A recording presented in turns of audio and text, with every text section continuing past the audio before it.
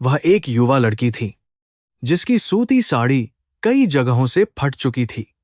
वह पूरी तरह से बारिश में भीग कर कांप रही थी। उसके कपड़े सिर्फ कीचड़ से ही नहीं बल्कि खून के गहरे धब्बों से भी सने हुए थे। रोहन के करीब जाते ही लड़की बुरी तरह से घबरा गई। वह एक घायल और डरे हुए जानवर की तरह पीछे की ओर खिसकने लगी। उसकी बड़ी बड़ी आंखों में एक ऐसा खौफ था जिसे देखकर रोहन की आत्मा तक सिहर गई। ऐसा लग रहा था जैसे वह किसी भयानक शिकारी से जान बचाकर वहां छिपी हो। रोहन ने तुरंत अपने हाथ ऊपर उठा लिए ताकि उसे यकीन दिला सके कि वह उसे कोई नुकसान नहीं पहुंचाएगा। उसने बहुत ही धीमी और शांत आवाज में पूछा कि वह कौन है और इस भयानक तूफान में अकेली यहां क्या कर रही है। लड़की ने कोई जवाब नहीं दिया। बस वो अपनी फटी हुई साड़ी को अपने सीने से मजबूती से चिपकाए हुए थी। ऐसा प्रतीत हो रहा था कि वह अपने सीने से लगाकर कोई बहुत कीमती चीज छिपा रही है। रोहन को पहले लगा कि शायद वह चोर है जो चोरी का सामान छिपा रही है, लेकिन लड़की के चेहरे की लाचारी और उसकी आंखों से बहते आंसू किसी अपराधी के नहीं हो सकते थे। वह ठंड और डर के मारे बुरी तरह कांप रही थी और उसके होंठ नीले पड़ चुके थे। रोहन एक कदम और आगे बढ़ा, जिससे लड़की और ज्यादा घबरा गई। उसने खुद को कंटीली झाड़ियों में पीछे धकेलने की कोशिश की, जिससे कांटे उसका जिस्म चीरने लगे। खून की एक नई धार उसकी बाह से बहने लगी, लेकिन उसे अपने दर्द की कोई परवाह नहीं थी। उसका पूरा ध्यान उस रहस्यमयी पोटली पर था जिसे उसने सीने से लगाया था। अचानक हवा के झोंके और बारिश की तेज आवाज के बीच एक और आवाज उभरी। यह आवाज इतनी धीमी और कमजोर थी कि किसी भी आम इंसान को भ्रम हो सकता था, लेकिन रोहन के कान उस आवाज को सुनकर पूरी तरह सन्न रह गए। वह हवा का शोर नहीं था, बल्कि किसी छोटे बच्चे के रोने की बेहद धीमी आवाज थी। रोहन की सांसें जैसे गले में ही अटक गईं। लड़की की बाहों के बीच दबी उस फटी और खून से सनी साड़ी से एक नन्हा सा हाथ बाहर निकला। वह कोई चुराया हुआ बेजान सामान नहीं था। वह एक नवजात शिशु था जो शायद कुछ ही घंटे पहले इस क्रूर दुनिया में आया था। रोहन के लिए यह झटका बहुत बड़ा था। इतनी भयंकर बारिश, हड्डियां कंपा देने वाली ठंड और आधी रात का समय, ऐसी खौफनाक जगह पर कोई इस मासूम जान को लेकर क्यों छिपेगा? बच्चा ठंड की वजह से नीला पड़ रहा था और उसकी सांसें उखड़ने लगी थीं। अगर उसे तुरंत गर्माहट और सुरक्षित जगह नहीं मिली तो वह मासूम कुछ ही पलों में दम तोड़ देगा। रोहन के दिमाग में सवालों का एक बड़ा बवंडर तेजी से घूमने लगा था। लड़की ने अपनी नजरें उठाकर रोहन की तरफ देखा। उसकी आंखों में अब डर के साथ साथ एक अजीब सी विनती भी छिपी हुई थी। वह कुछ बोल नहीं पा रही थी, लेकिन उसकी बेबसी साफ बता रही थी कि वह पूरी तरह से हार चुकी है। उसकी शारीरिक और मानसिक ताकत जवाब दे चुकी थी। वह बस किसी फरिश्ते का इंतजार कर रही थी जो उस मासूम बच्चे की जान बचा सके। रोहन को उस लड़की की आंखों में अपनी उस लाचार मां की झलक दिखाई दी, जो कई बार मजबूरी में आंसू बहाया करती थी। रोहन के भीतर एक गहरा द्वंद्व चल रहा था। एक तरफ इस कठोर समाज के नियम थे जो एक अजनबी लड़की और उसके अवैध या अनाथ बच्चे को पनाह देने वाले को कभी माफ नहीं करते। अगर वह इन्हें अपने साथ बस्ती में ले गया तो समाज उसे और उसकी बूढ़ी मां को तिरस्कृत कर देगा। लोग तरह तरह की बातें बनाएंगे और उनका जीना हराम कर देंगे। लेकिन दूसरी तरफ इंसानियत और कर्म का वह पाठ था जो उसकी मां ने उसे बचपन से सिखाया था। मरते हुए बेकसूर जीव को छोड़ देना सबसे बड़ा पाप था। रोहन ने फैसला कर लिया था। उसने तुरंत अपनी भीगी हुई कमीज उतारी और उसके नीचे पहनी हुई सूखी बनियान को निकाल लिया। ठंड से कांपते हुए उसने वह सूखी बनियान उस लड़की की ओर बढ़ा दी ताकि वह उस नवजात बच्ची को उसमें लपेटकर कुछ गर्माहट दे सके। लड़की ने कांपते हाथों से उस कपड़े को थाम लिया और तुरंत बच्ची को उसमें लपेट लिया। बच्ची के रोने की आवाज थोड़ी कम हुई, जिससे रोहन को कुछ राहत मिली। अब सबसे बड़ी चुनौती उस घायल लड़की को उस खतरनाक जगह से सुरक्षित बाहर निकालने की थी। रोहन ने अपना हाथ आगे बढ़ाया और उसे सहारा देकर खड़ा होने में मदद की। लड़की बहुत कमजोर थी और ठीक से अपने पैरों पर खड़ी भी नहीं हो पा रही थी। उसके पैरों से खून बहकर बारिश के पानी में मिल रहा था। रोहन ने उसे एक तरफ से सहारा दिया और उसे यकीन दिलाया कि अब वह सुरक्षित है। दोनों ने मिलकर उस अंधेरे और कीचड़ भरे रास्ते पर धीरे धीरे चलना शुरू किया। बारिश अभी भी मूसलाधार थी, जो उनके पीछे के सारे निशानों को मिटा रही थी, ताकि कोई उनका पीछा न कर सके। जैसे जैसे वे झुग्गियों के करीब पहुंच रहे थे, रोहन का मन भारी होता जा रहा था। उसे पता था कि उसकी मां कांता इस दृश्य को देखकर बहुत घबरा जाएगी। कांता एक बेहद पारंपरिक महिला थी, जो हमेशा समाज के नियमों और लोक लाज से डरा करती थी। समाज के ताने सुनने का डर उसे हमेशा सताता रहता था। अपने घर के दरवाजे पर एक अनजान लड़की को आधी रात में इस हालत में देखकर वह क्या प्रतिक्रिया देगी, यह सोचकर रोहन की हिम्मत जवाब दे रही थी। लेकिन पीछे हटने का अब कोई रास्ता नहीं बचा था। रोहन की झुग्गी बस्ती के सबसे आखिरी छोर पर बनी हुई थी, जिसकी छत टिन और प्लास्टिक के टुकड़ों से ढकी थी। बारिश का पानी छत से टपक कर अंदर आ रहा था। रोहन ने धीरे से लोहे का जंग लगा दरवाजा खटखटाया। अंदर से एक कमजोर आवाज आई और कुछ पलों बाद कांता ने लालटेन हाथ में लिए दरवाजा खोला। सामने अपने बेटे को पूरी तरह भीगा हुआ और उसके साथ एक खून से लथपथ लड़की को देखकर कांता के हाथ से लालटेन छूटते छूटते बची। उसका चेहरा पीला पड़ गया और आंखें फटी की फटी रह गईं। यह कौन है रोहन, और इसकी ऐसी भयानक हालत कैसे हुई? तू इसे यहां क्यों ले आया है? कांता की आवाज में घबराहट और डर साफ झलक रहा था। उसने जल्दी से दरवाजा बंद कर दिया ताकि कोई पड़ोसी यह नजारा न देख ले।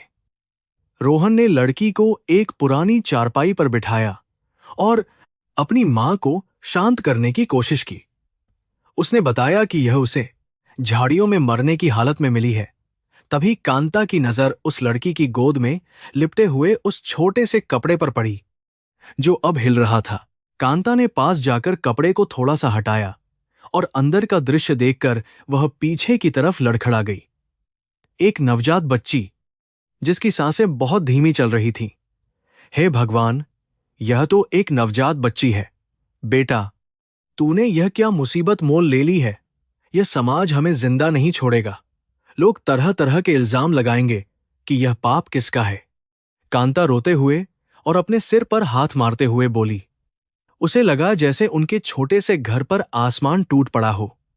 गरीबी तो पहले से ही थी, अब यह बदनामी भी झेलनी पड़ेगी।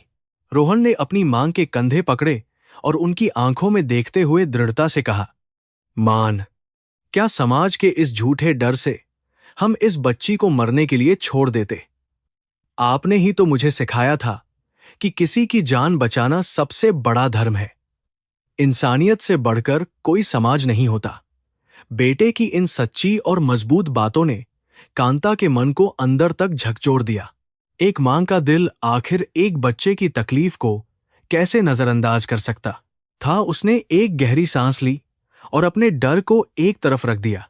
कांता ने जल्दी से चूल्हे पर पानी गर्म किया और एक साफ सूती कपड़ा निकाला। उसने बच्ची को गर्माहट दी और उसे साफ किया।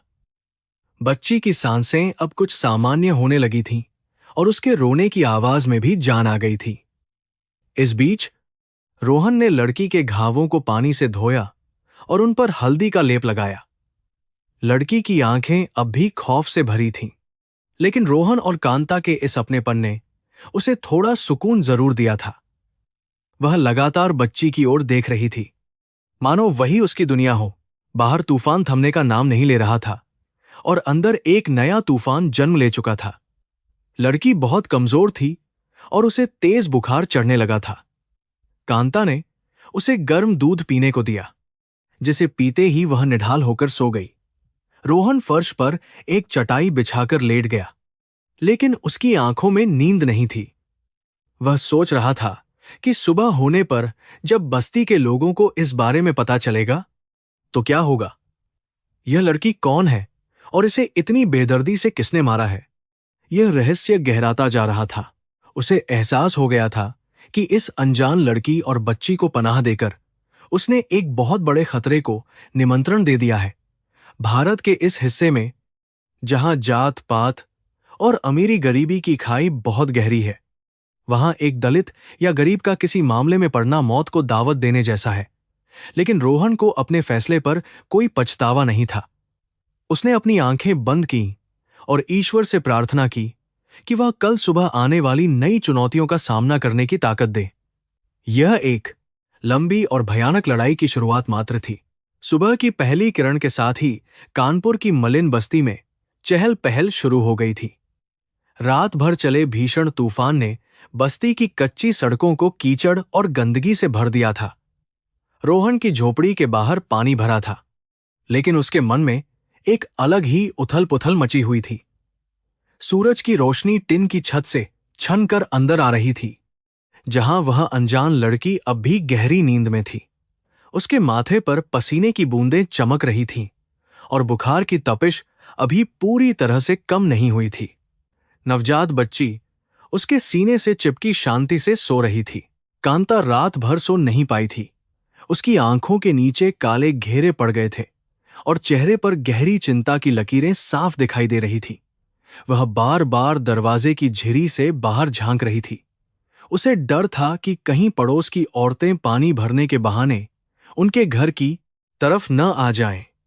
बस्ती में कोई भी बात छिपती नहीं थी और एक जवान अजनबी लड़की का उनके घर में होना किसी बड़े बवंडर से कम नहीं था। कांता ने भगवान की मूर्ति के सामने हाथ जोड़े और प्रार्थना की कि आज का दिन शांति से गुजर जाए। रोहन अपनी पुरानी साइकिल साफ कर रहा था। उसे आज फिर से मिल में अपनी शिफ्ट के लिए जाना था। उसने अपनी मां की घबराहट को भांप लिया और उनके कंधे पर हाथ रखकर ढांढस बंधाया। मां, तू चिंता मत कर। मैं काम पर जा रहा हूं, लेकिन जल्दी लौटने की कोशिश करूंगा। इस लड़की का और बच्ची का ख्याल रखना। अगर कोई पूछे तो कह देना कि यह हमारी दूर की रिश्तेदार है जो गांव से आई है। रोहन जानता था कि यह झूठ ज्यादा दिन नहीं टिकेगा, लेकिन फिलहाल इस मुसीबत से बचने का यही एकमात्र तरीका था। रोहन के जाते ही पड़ोस में रहने वाली चंपा काकी अपनी बाल्टी लेकर नल की तरफ जाते हुए कांता के दरवाजे पर रुक गई। चंपा काकी की नजरें चील की तरह तेज थीं और बस्ती की हर खबर उन तक सबसे पहले पहुंचती थी। अरे ओ कांता, रात को तेरे घर से किसी छोटे बच्चे के रोने की आवाज आ रही थी। सब ठीक तो है ना? तेरा रोहन तो अभी कुंवारा है, फिर यह बच्चा कहां से आ गया? चंपा की तीखी और व्यंग्यात्मक आवाज ने कांता के दिल की धड़कनें तेज कर दी। वह दरवाजे पर ही ठिठक गई। कांता ने अपने होंठों को चबाते हुए घबराहट में जवाब दिया, अरे नहीं चंपा बहन, वह तो पड़ोस की बिल्ली रो रही होगी। तू तो जानती है बरसात में जानवर कैसे आवाजें निकालते हैं। हमारे घर में बच्चा कहां से आएगा? लेकिन चंपा काकी इतनी आसानी से मानने वाली नहीं थी। उसकी तेज नजरों ने कांता के चेहरे का पीलापन और कांपते हाथों को पकड़ लिया था। वह शक भरी निगाहों से बंद दरवाजे की दरारों से अंदर झांकने की कोशिश करने लगी। कांता ने झट से अपना पल्लू सिर पर खींचा और दरवाजा पूरी तरह से बंद कर लिया। दरवाजा बंद होने की तेज आवाज से अंदर सो रही वह लड़की अचानक हड़बड़ाकर उठ बैठी। उसकी आंखों में वही खौफ फिर से तैर गया जो कल रात जंगल में था। उसने तुरंत अपनी बच्ची को छाती से और कसकर लगा लिया, मानो कोई उसे छीनने आ रहा हो। कांता ने जल्दी से उसके पास जाकर उसे शांत करने की कोशिश की। डरो मत बेटी, तुम यहां सुरक्षित हो, बाहर कोई नहीं है, तुम बस आराम करो, मैं तुम्हारे लिए कुछ खाने को लाती हूं। कांता की ममता भरी आवाज सुनकर लड़की की सांसें थोड़ी सामान्य होने लगीं। कांता ने एक टूटी हुई कटोरी में बासी रोटी और थोड़ी सी दाल लाकर उस लड़की के सामने रख दी। लड़की कई दिनों की भूखी लग रही थी, लेकिन उसने खाने की तरफ हाथ नहीं बढ़ाया। उसकी नजरें बस जमीन पर गड़ी थीं और आंखों से लगातार आंसू बह रहे थे। खा ले बेटी, इस छोटी सी जान को दूध कैसे पिलाएगी अगर खुद भूखी रहेगी? तेरा नाम क्या है और तू किस जाति की है? कांता ने बहुत ही संकोच के साथ पूछा। भारत के इस समाज में जाति सबसे पहले पूछी जाती थी। यही लोगों की पहचान थी। लड़की ने कांपते हुए होंठों से बहुत धीमी आवाज में कहा, मेरा नाम अंजलि है और मैं एक अछूत दलित परिवार से हूं। यह सुनकर कांता के हाथ से पानी का गिलास छूटते छूटते बचा। सदियों से चली आ रही छुआछूत और जातिवाद की जड़ें कांता के दिमाग में भी गहराई तक ढंसी हुई थी। एक दलित लड़की का उनके घर में रहना, उनके बर्तन इस्तेमाल करना, यह सब समाज की नजरों में घोर पाप था। बिरादरी उन्हें जात से बाहर कर सकती थी।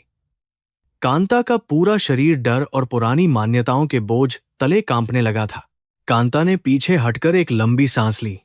उसका मन दो हिस्सों में बंट गया था।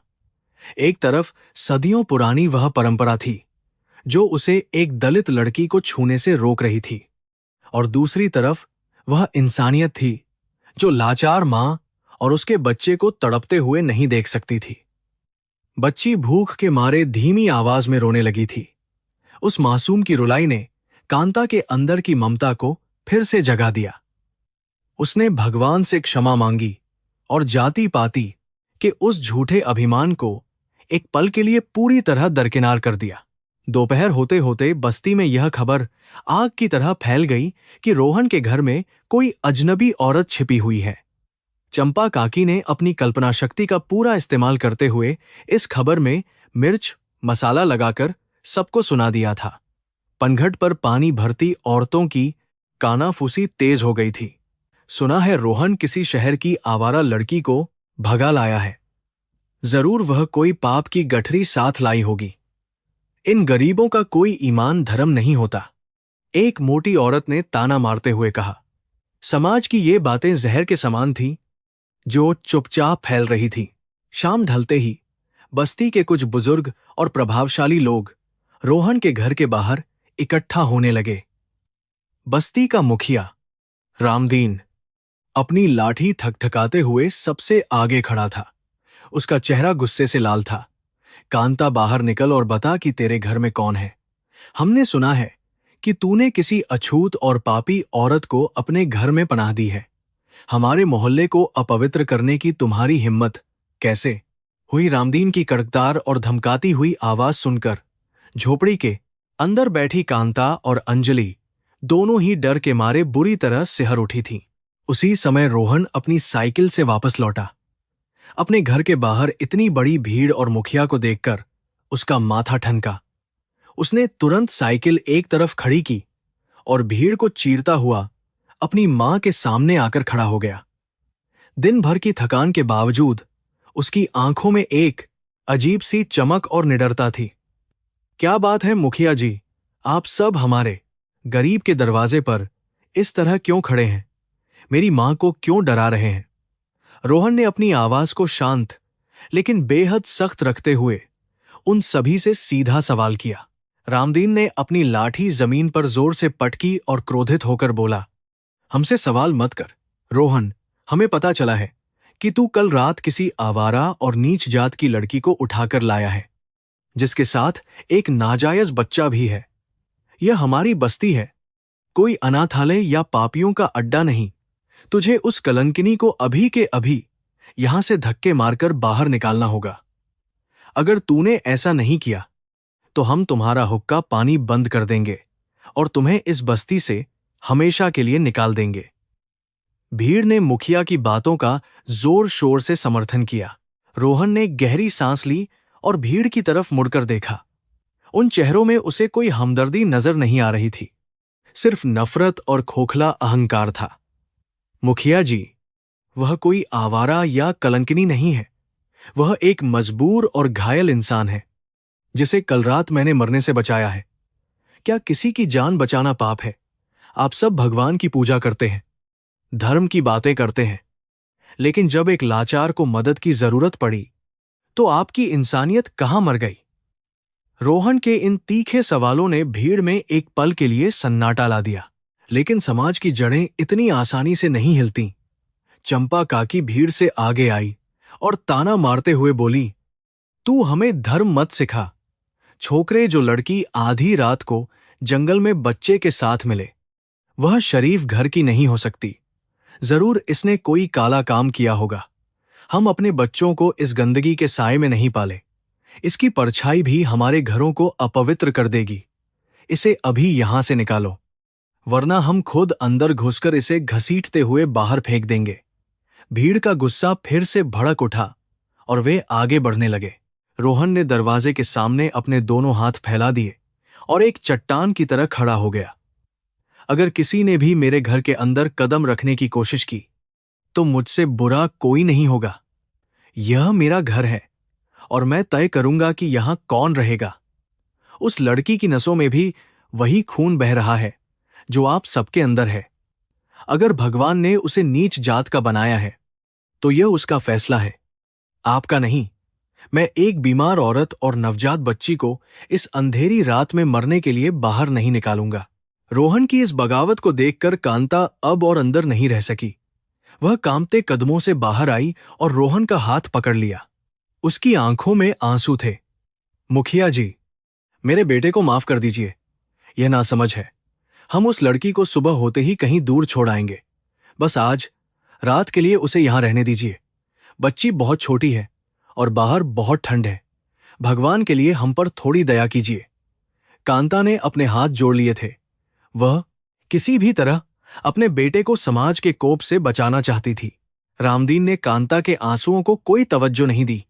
वह कठोर स्वर में बोला, कांता, तू इस लड़के के प्यार में अंधी हो गई है। यह कलंक है जो तुम्हारे घर को राख कर देगा। ठीक है, हम आज रात के लिए इसे छोड़ रहे हैं, लेकिन कल सूरज निकलने से पहले वह अछूत लड़की और उसका बच्चा इस बस्ती से बाहर होने चाहिए।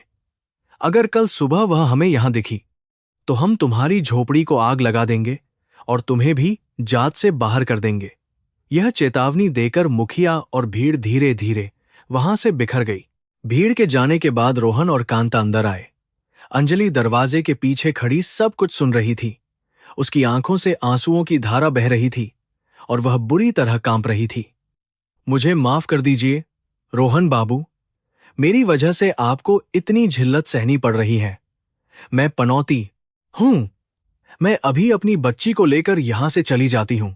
मैं नहीं चाहती कि आपकी बूढ़ी मां को मेरी वजह से घर से निकाला जाए। अंजलि ने अपनी फटी हुई साड़ी से बच्ची को ढंका और दरवाजे की तरफ अपने कमजोर कदम बढ़ा दिए। रोहन ने आगे बढ़कर दरवाजा बंद कर दिया। तुम कहीं नहीं जाओगी अंजलि। अगर तुम इस हालत में बाहर गई तो न तुम बचोगी और न ही यह मासूम बच्ची। मुझे इन खोखले समाज के ठेकेदारों का कोई डर नहीं है। मैंने भगवान गीता में पढ़ा है कि इंसान का सबसे बड़ा कर्म उसकी इंसानियत है। अगर तुम्हें और इस बच्ची को बचाना मेरे कर्म में लिखा है तो मैं इसके लिए कोई भी कीमत चुकाने को तैयार हूं। रोहन के शब्दों में इतनी गहराई और सच्चाई थी कि अंजलि वहीं जमीन पर बैठकर फूट फूट कर रोने लगी। कांता चुपचाप यह सब देख रही थी। उसे अपने बेटे पर एक अजीब सा गर्व महसूस हुआ। वह डरपोक जरूर थी, लेकिन वह जानती थी कि रोहन जो कह रहा है वही सही धर्म है। उसने आगे बढ़कर अंजलि के सिर पर हाथ रखा और प्यार से कहा, रोहन ठीक कह रहा है बेटी।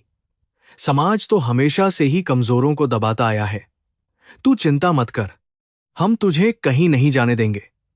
भगवान ने चाहा तो सब कुछ ठीक हो जाएगा। तू बैठ, मैं तेरे और बच्ची के लिए गर्म दूध लेकर आती हूं। रात का सन्नाटा फिर से गहराने लगा था, लेकिन आज की खामोशी में कल जैसी दहशत नहीं थी। रोहन जमीन पर लेटा हुआ था और छत को घूर रहा था। वह जानता था कि असली लड़ाई तो अब शुरू हुई है। कल सुबह जब मुखिया और बस्ती वाले वापस आएंगे तो उसे उनका सामना करना होगा। उसे यह भी नहीं पता था कि यह लड़की आखिर किस मुसीबत से भागकर आई है। जो लोग इस बच्ची को मारना चाहते थे वे जरूर बहुत ताकतवर होंगे। रोहन को खुद को मानसिक रूप से हर परिस्थिति के लिए तैयार करना था। नींद अंजलि की आंखों से भी कोसों दूर थी। वह अपनी सोती हुई बच्ची के चेहरे को निहार रही थी। उसने कभी सपने में भी नहीं सोचा था कि एक अछूत होने के बावजूद उसे किसी गैर मर्द और उसके परिवार से इतना प्यार और सुरक्षा मिलेगी। यह सब भगवान का ही कोई चमत्कार था। उसे विश्वास होने लगा था कि कर्मों का फल जरूर मिलता है। रोहन के रूप में जैसे कोई देवदूत उसकी रक्षा के लिए आ गया था। अब उसे बस कल सुबह का इंतजार था, जब उसे अपनी खौफनाक सच्चाई रोहन को बतानी थी। सूरज की किरणें झोपड़ी की दरारों से छनकर अंदर आ रही थीं। रोहन पूरी रात अपनी जगह पर जागता रहा था। बाहर से आने वाली हर आहट उसे छौंका देती थी। उसे डर था कि कहीं मुखिया और बस्ती वाले अपना वादा तोड़कर रात में ही हमला न कर दें। अंजलि अब पहले से कुछ बेहतर लग रही थी और उसकी बच्ची भी शांत थी। कांता ने सुबह सुबह चूल्हा जलाकर चाय बनाई और अंजलि को दी। उस चाय की गर्माहट ने अंजलि के जमे हुए शरीर में थोड़ी जान डाल दी, लेकिन उसका मन अब भी किसी गहरे खौफ में डूबा हुआ था। रोहन ने अंजलि के पास जाकर बहुत ही धीमी और शांत आवाज में उससे बात करने की कोशिश की। अंजलि, अब तुम सुरक्षित हो। बस्ती वाले हमारा कुछ नहीं बिगाड़ सकते, लेकिन मुझे और मेरी मां को यह जानना होगा कि आखिर तुम्हारे साथ क्या हुआ था। तुम इतनी रात गए उस भयानक जंगल में क्यों छिपी थीं? तुम्हें इतनी बेदर्दी से किसने पीटा है? और यह मासूम बच्ची किसकी है? रोहन के इन सवालों ने अंजलि के पुराने जख्मों को फिर से हरा कर दिया। उसकी आंखों से आंसुओं का सैलाब उमड़ पड़ा और वह सिसक सिसक कर फूट फूट कर रोने लगी। कांता ने अपने बेटे को रोका और अंजलि के सिर पर प्यार से हाथ फेरते हुए उसे ढांढस बंधाया। रो मत बेटी, अपने दिल का बोझ हल्का कर ले। जो भी सच है हमें बता दे, हम तेरी हर मुमकिन मदद करेंगे। कांता के इस अपनेपन ने अंजलि को हिम्मत दी। उसने अपने आंसू पोंछे और कांपते हुए होंठों से वह खौफनाक सच्चाई बयान करनी शुरू की, जिसे सुनकर रोहन और कांता के पैरों तले जमीन खिसकने वाली थी। यह बच्ची मेरी नहीं है रोहन बाबू, यह इस इलाके के सबसे क्रूर और ताकतवर जमींदार ठाकुर प्रताप सिंह की पोती है। ठाकुर प्रताप सिंह का नाम सुनते ही रोहन का चेहरा पीला पड़ गया और कांता घबरा गई। पूरे कानपुर जिले में ठाकुर प्रताप सिंह के नाम का खौफ था। वह एक ऐसा दरिंदा था जिसकी मर्जी के बिना उस इलाके में पत्ता भी नहीं हिल सकता था। पुलिस और प्रशासन सब उसकी मुट्ठी में थे। उसके जुल्मों की कहानियां हर गरीब की जुबान पर थीं। रोहन समझ गया कि उसने किसी आम इंसान से नहीं, बल्कि एक साक्षात शैतान से दुश्मनी मोल ले ली है। अंजलि की कहानी अब और भी ज्यादा डरावनी लग रही थी। कांता बुरी तरह कांपने लगी थी। अंजलि ने लंबी सांस ली और अपनी बात आगे बढ़ाई। मैं ठाकुर की हवेली में एक मामूली नौकरानी थी। मेरी जाति के कारण मुझे कभी सम्मान नहीं मिला। बस जानवरों की तरह काम लिया जाता था। ठाकुर के बेटे की पत्नी गर्भवती थी और ठाकुर को सिर्फ एक पोते की चाहत थी। हवेली में सब जानते थे कि अगर इस बार भी लड़की पैदा हुई तो ठाकुर किसी की जान लेने से पीछे नहीं हटेगा। कल दोपहर जब मालकिन को दर्द शुरू हुआ तो हवेली में मातम जैसा माहौल था। सब डरे हुए थे कि न जाने क्या होने वाला है। रात के समय जब यह मासूम बच्ची पैदा हुई तो दाई मान ने कांपते हुए ठाकुर को यह खबर दी। बच्ची के रोने की आवाज हवेली में गूंज रही थी, लेकिन ठाकुर की आंखों में खुशी की जगह खून उतर आया था। उसने गुस्से में अपना आपा खो दिया और अपनी बहू को बुरी तरह गालियां देने लगा। उसका मानना था कि लड़कियां सिर्फ एक बोझ होती हैं और उसके जैसे महान और ऊंचे खानदान में एक लड़की का जन्म होना उसके सम्मान पर एक बहुत बड़ा कलंक है। उसने तुरंत अपने क्रूर गुंडों को एक खौफनाक आदेश दे दिया। ठाकुर ने आदेश दिया कि इस कलंक को तुरंत हवेली से दूर ले जाकर जंगल में जंगली जानवरों के आगे फेंक दिया जाए। वह नहीं चाहता था कि सुबह होने तक किसी को भी पता चले कि उसके घर में एक लड़की ने जन्म लिया है। मालकिन खून से लथपथ बिस्तर पर तड़प रही थी और अपनी बच्ची की भीख मांग रही थी, लेकिन उस पत्थर दिल इंसान को कोई तरस नहीं आया। गुंडों ने बच्ची को एक पुरानी साड़ी में लपेटा और बाहर जाने लगे। यह सब देखकर मेरा दिल एक मां की तरह दर्द से बुरी तरह तड़प उठा। मुझसे उस मासूम की मौत का तमाशा नहीं देखा गया। जब गुंडे शराब के नशे में धुत होकर हवेली के पिछले दरवाजे से निकल रहे थे, तो मैंने अपनी जान की परवाह किए बिना उस बच्ची को उनकी नजरों से चुरा लिया। अंधेरे का फायदा उठाकर मैं हवेली की ऊंची दीवार फांदकर भाग निकली। मुझे नहीं पता था कि मैं कहां जा रही हूं। बस मुझे इस बच्ची को उन भेड़ियों से बचाना था। लेकिन मेरी यह चोरी ज्यादा देर तक छिप नहीं सकी। गुंडों को जल्दी ही पता चल गया कि बच्ची और मैं हवेली से गायब हो चुके हैं। उन्होंने कुत्तों की तरह मेरा पीछा करना शुरू कर दिया। उनके हाथों में लाठियां और मशालें थीं। मैं जान बचाकर उस घने और कीचड़ भरे जंगल की तरफ भागी, लेकिन बारिश और अंधेरे की वजह से मेरे पैर फिसल गए और मैं एक गड्ढे में गिर पड़ी। उन्होंने मुझे पकड़ लिया और जानवरों की तरह पीटना शुरू कर दिया। उनकी लाठियां मेरे शरीर को तोड़ रही थीं, लेकिन मैंने बच्ची को अपने सीने से मजबूती से लगाए रखा।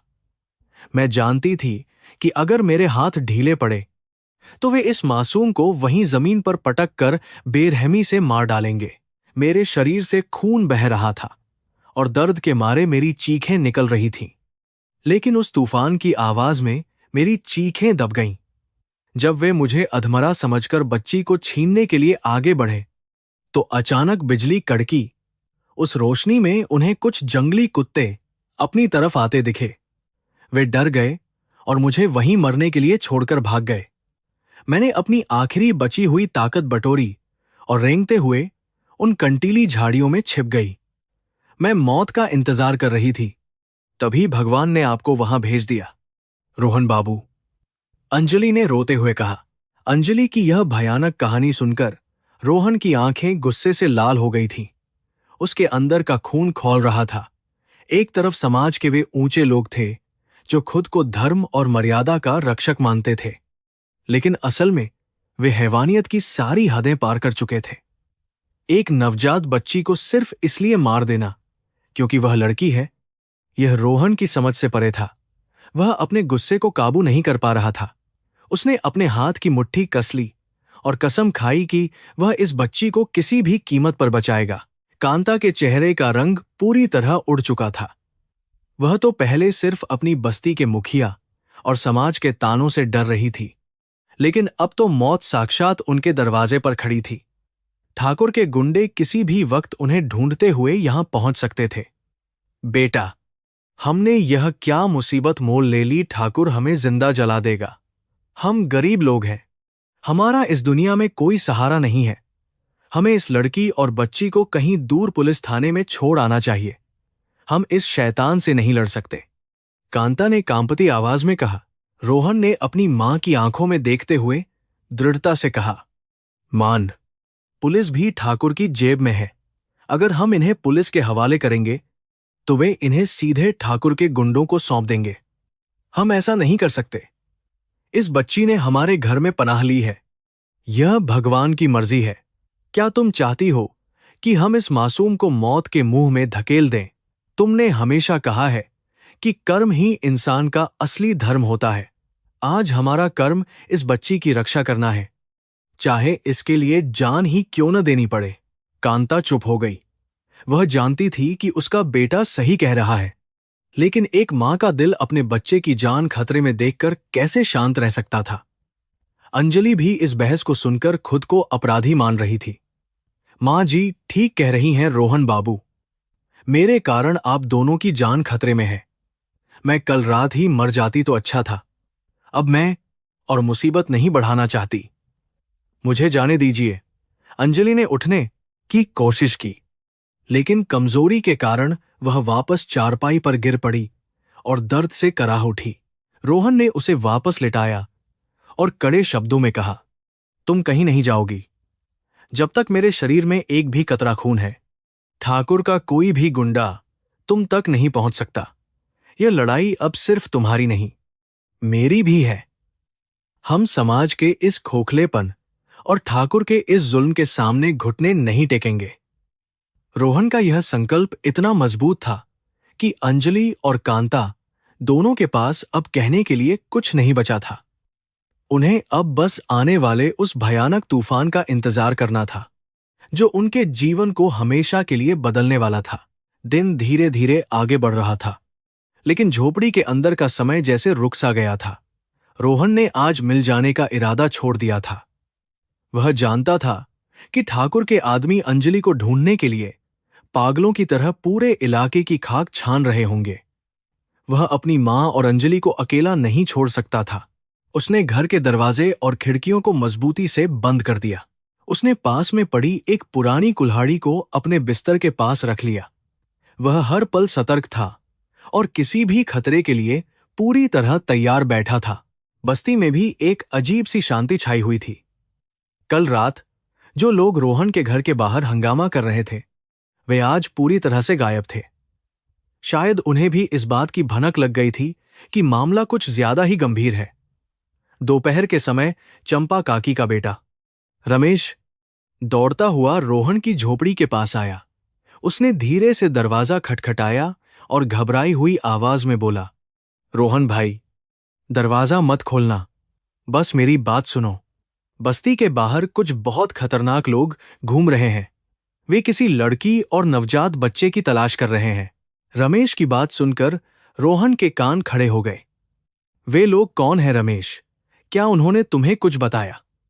रोहन ने दरवाजे के पास जाकर फुसफुसाते हुए पूछा। वे ठाकुर प्रताप सिंह के आदमी हैं। उनके हाथों में बंदूकें और तलवारें हैं। वे हर आने जाने वाले से उस लड़की के बारे में पूछताछ कर रहे हैं। उन्होंने पूरे इलाके की नाकेबंदी कर दी है। मुखिया जी डर के मारे अपने घर में छिप गए हैं। अगर उन लोगों को पता चल गया कि वह लड़की तुम्हारे घर में है, तो वे पूरी बस्ती को आग लगा देंगे। तुम होशियार रहना रोहन भाई। रमेश इतना कहकर वहां से भाग गया। झोपड़ी के अंदर अब मौत का खौफ साफ तौर पर महसूस किया जा सकता था। कांता ने आंखें बंद कर लीं और भगवान की मूर्ति के सामने बैठकर लगातार प्रार्थना करने लगी। उसके होंठ कांप रहे थे। अंजलि ने अपनी बच्ची को कसकर गले लगा लिया और फूट फूट कर रोने लगी। उसे लगने लगा था कि अब उनका बचना नामुमकिन है। वह जानती थी कि ठाकुर के आदमी कितनी क्रूरता से मारते हैं। रोहन ने अपनी कुल्हाड़ी को हाथ में उठाया और दरवाजे के ठीक सामने एक मजबूत चट्टान की तरह डटकर खड़ा हो गया। सूरज ढलने लगा था और आसमान में लालिमा छा गई थी। यह लाल रंग रोहन को आने वाले खूनी संघर्ष की याद दिला रहा था। बस्ती की कच्ची सड़कों पर भारी जूतों की आवाजें गूंजने लगी थीं। ऐसा लग रहा था जैसे मौत उनके दरवाजे की तरफ धीरे धीरे कदम बढ़ा रही हो।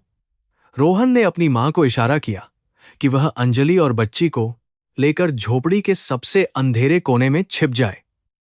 ठाकुर के गुंडे बस्ती के लोगों को डरा धमका रहे थे। उनकी भद्दी गालियां और चीख पुकार का शोर अब रोहन की झोपड़ी के बिल्कुल करीब पहुंच चुका था। भैरू सिंह ने फिर दरवाजे पर लात मारी और गालियां देते हुए साथियों से कहा, मुझे यकीन है कि वह चुड़ैल इसी झोपड़ी में छिपी है। इस दरवाजे को तोड़ दो। अंदर जो भी मिले उसे जिंदा मत छोड़ना। ठाकुर साहब को वह बच्ची हर हाल में मरी हुई चाहिए। गुंडों ने कुल्हाड़ियों से दरवाजे पर हमला करना शुरू कर दिया। लकड़ी के टूटने की आवाजें अंदर गूंजने लगीं। रोहन जानता था कि यह दरवाजा अब ज्यादा देर तक उनका बचाव नहीं कर पाएगा। उसने अपने जीवन की सबसे बड़ी और खूनी लड़ाई के लिए खुद को पूरी तरह तैयार कर लिया था। दरवाजे की दरारें बड़ी होने लगी थीं और बाहर खड़े गुंडों के चेहरे अब साफ दिखाई देने लगे थे। उनकी आंखों में खून सवार था। वे हंस रहे थे जैसे किसी शिकार का मजा ले रहे हों। रोहन ने अपनी मां की तरफ देखा। कांता की आंखों में आंसू थे, लेकिन उसने अपने बेटे को सिर हिलाकर आशीर्वाद दिया। वह जानती थी कि आज उसका बेटा एक महान काम के लिए अपनी जान दांव पर लगा रहा है। अंजलि ने अपनी बच्ची के माथे को चूमा और भगवान से उसकी सलामती की आखिरी प्रार्थना की। उसे अब अपनी मौत का कोई डर नहीं था। जय बजरंग बली। रोहन ने मन ही मन भगवान का नाम लिया और अपनी स्थिति मजबूत कर ली।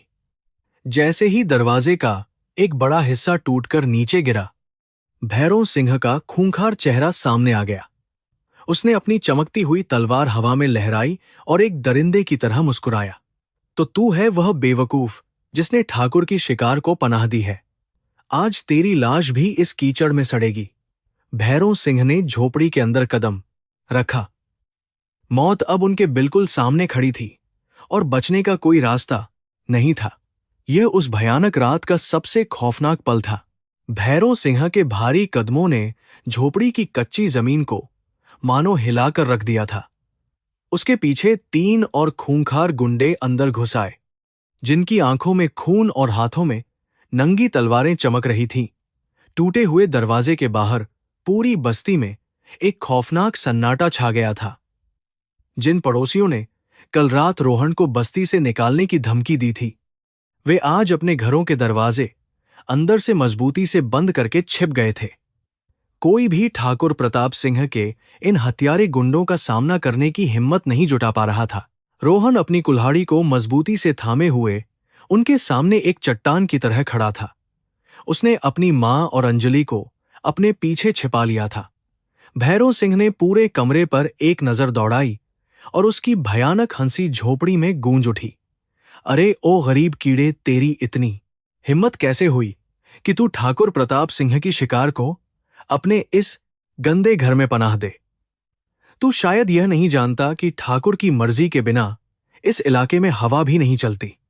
आज तेरी मौत निश्चित है। उसने अपनी तलवार रोहन की तरफ तान दी। रोहन ने बिना किसी डर के भैरव सिंह की आंखों में सीधा देखते हुए कड़क आवाज में जवाब दिया, यह मेरा घर है और यहां सिर्फ भगवान की मर्जी चलती है, तुम्हारे उस पापी ठाकुर की नहीं। एक बेबस औरत और नवजात बच्ची की जान लेना कोई बहादुरी नहीं, बल्कि सबसे बड़ी कायरता है। जब तक मेरे शरीर में सांस बाकी है, तुम इनमें से किसी को हाथ भी नहीं लगा सकते। रोहन की इन निडर बातों ने भैरव सिंह के अहंकार को गहरी चोट पहुंचाई। उसने गुस्से से अपने दांत पीस लिए और अपने साथियों को इशारा किया। गुंडों ने झोपड़ी में रखा मामूली सामान तोड़ना शुरू कर दिया। मिट्टी के बर्तन टूटकर बिखर गए और राशन का थोड़ा सा अनाज कीचड़ में मिल गया। कांता यह सब देखकर रोने लगी और उसने भैरव सिंह के आगे हाथ जोड़ दिए। मालिक, हम बहुत गरीब लोग हैं, हमारे पास आपको देने के लिए कुछ नहीं है। मेरे बेटे को छोड़ दीजिए, वह नासमझ है। आप इस लड़की और बच्ची को ले जाइए, लेकिन मेरे घर को मत उजाड़िए। भगवान के लिए हम पर दया कीजिए। एक बेबस मां की यह गुहार पत्थरों को भी पिघला सकती थी, लेकिन ठाकुर के इन पाले हुए गुंडों के सीने में दिल की जगह सिर्फ पत्थर ही था। भैरव सिंह ने कांता को जोर से धक्का दिया, जिससे वह बूढ़ी औरत जमीन पर गिर पड़ी और उसके माथे से खून बहने लगा। चुप कर बुढ़िया, तेरी औकात नहीं है कि तू ठाकुर के आदमियों से बात करे। आज तेरा यह घर श्मशान बनेगा और तेरा बेटा तेरे सामने तड़प तड़प कर मरेगा। मां को खून से लथपथ देखकर रोहन के सब्र का बांध टूट गया। उसने एक जोरदार चीख मारी और अपनी कुल्हाड़ी लेकर सीधे भैरव सिंह पर झपट पड़ा। रोहन का वार इतना तेज और अचानक था कि भैरव सिंह संभल नहीं पाया और उसके कंधे पर एक गहरा घाव हो गया। खून का फव्वारा फूट पड़ा और वह दर्द से बुरी तरह चिल्लाने लगा। यह देखकर बाकी के तीनों गुंडे रोहन पर भूखे भेड़ियों की तरह टूट पड़े। लाठियों और तलवारों की बारिश होने लगी। रोहन अकेला था और निहत्था सा, लेकिन उसके अंदर एक ऐसी आग जल रही थी जो उसे हार मानने नहीं दे रही थी। वह अपनी मां अंजलि और उस मासूम बच्ची के लिए ढाल बनकर हर वार को अपने ऊपर झेल रहा था। अंजलि अंधेरे कोने में सिकुड़ी हुई यह खूनी खेल देख रही थी। उसकी आंखों के सामने उसका मसीहा मौत के मुंह में जा रहा था। बच्ची उसके सीने से चिपकी लगातार रो रही थी। अंजलि को लगा कि यह सब उसकी ही गलती है। अगर वह हवेली से भागकर यहां नहीं आती तो आज इस गरीब परिवार पर यह कहर नहीं टूटता। उसने हिम्मत जुटाई और अपनी बच्ची को कांता की गोद में सौंप दिया। वह खुद को गुंडों के हवाले करने के लिए आगे बढ़ने लगी ताकि रोहन की जान बख्श दी जाए, लेकिन कांता ने उसे रोक लिया। नहीं अंजलि, तुम बाहर मत जाओ। अगर तुम उनके हाथ लग गई तो वे तुम्हें और इस बच्ची को बेरहमी से मार डालेंगे। मेरे बेटे का बलिदान बेकार मत जाने। वेंचर दो। कांता ने अपने आंसुओं को पोंछते हुए दृढ़ता से कहा। एक पल पहले जो कांता डर से कांप रही थी, अब वह एक शेरनी की तरह अपनी बहू और पोती की रक्षा के लिए तैयार थी। उसने अंजलि को पीछे धकेला और खुद एक जलती हुई लकड़ी चूल्हे से निकाल ली। वह भी अब अपने बेटे के साथ इस धर्म युद्ध में शामिल होने के लिए पूरी तरह तैयार थी।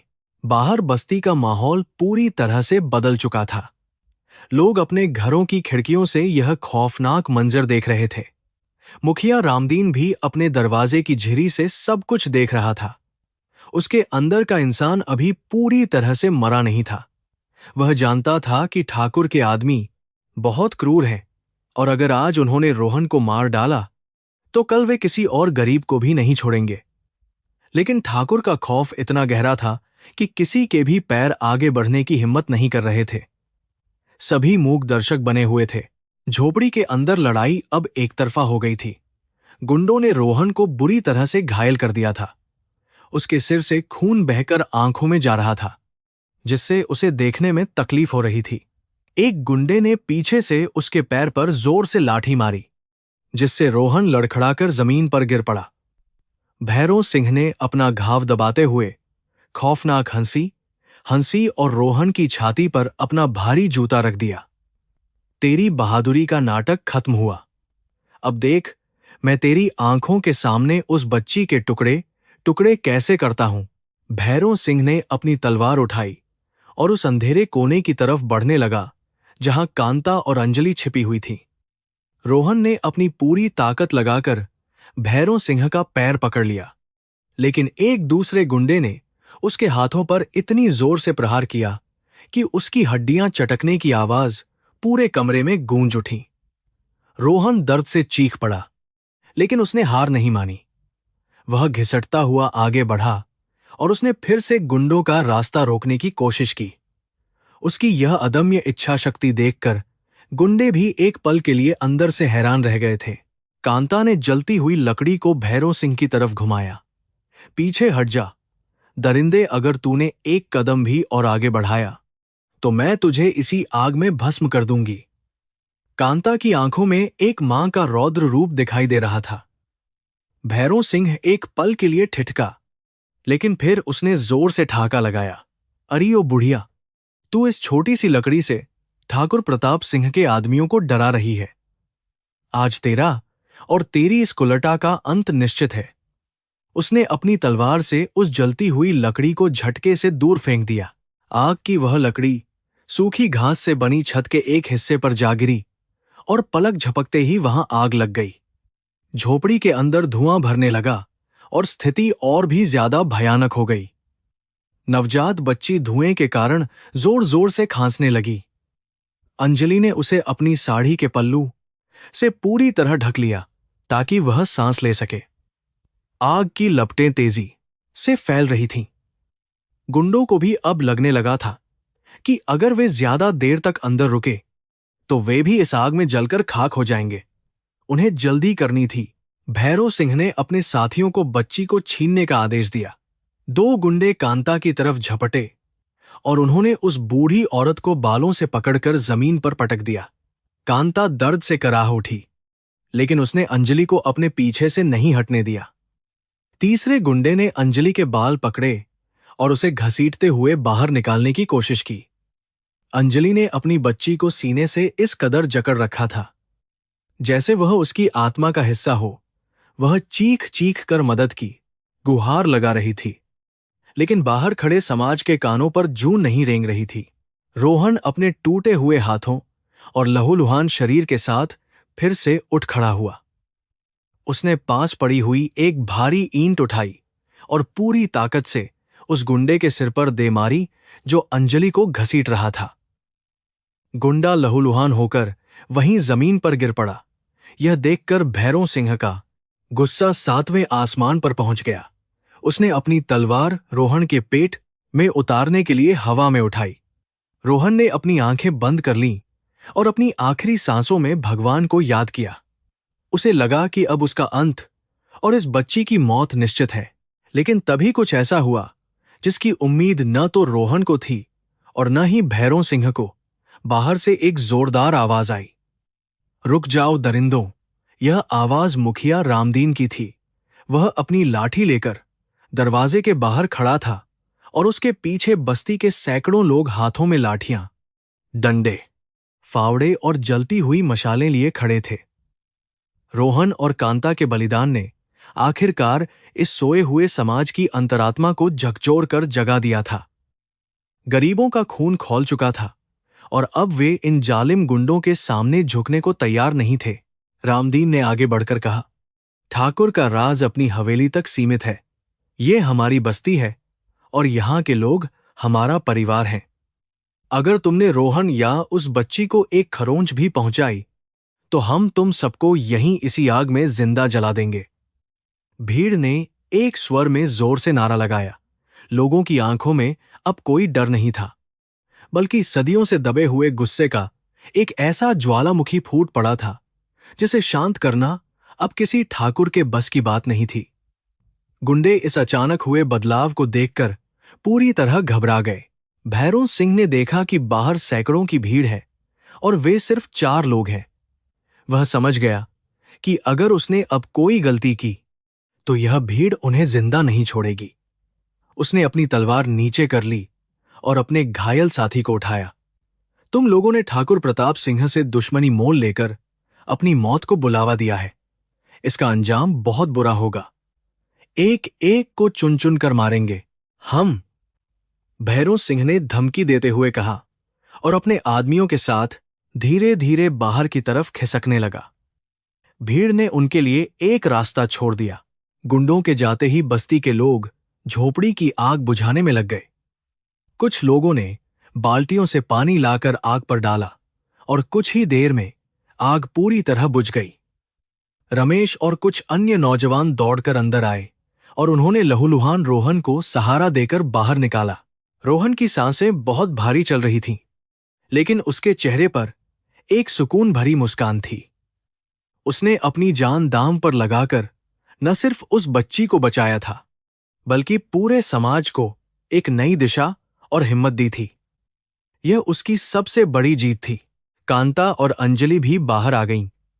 अंजलि की आंखों में आंसुओं की झड़ी लगी थी। उसने देखा कि जो समाज कल तक उसे अछूत मानकर धक्के मार रहा था, वही समाज आज उसकी और उसकी बच्ची की रक्षा के लिए ढाल बनकर खड़ा था।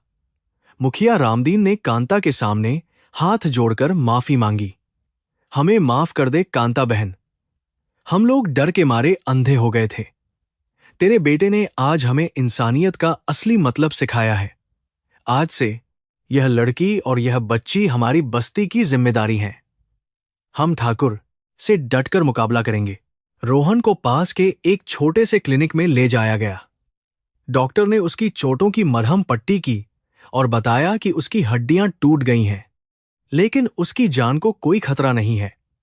दर्द से कराहते हुए भी रोहन की नजरें अंजलि और उस नवजात बच्ची पर टिकी थीं। अंजलि ने बच्ची को रोहन के पास लिटा दिया। बच्ची ने अपना नन्हा सा हाथ रोहन की खून से सनी उंगली पर रख दिया, मानो वह उसे बचाने के लिए धन्यवाद कह रही हो।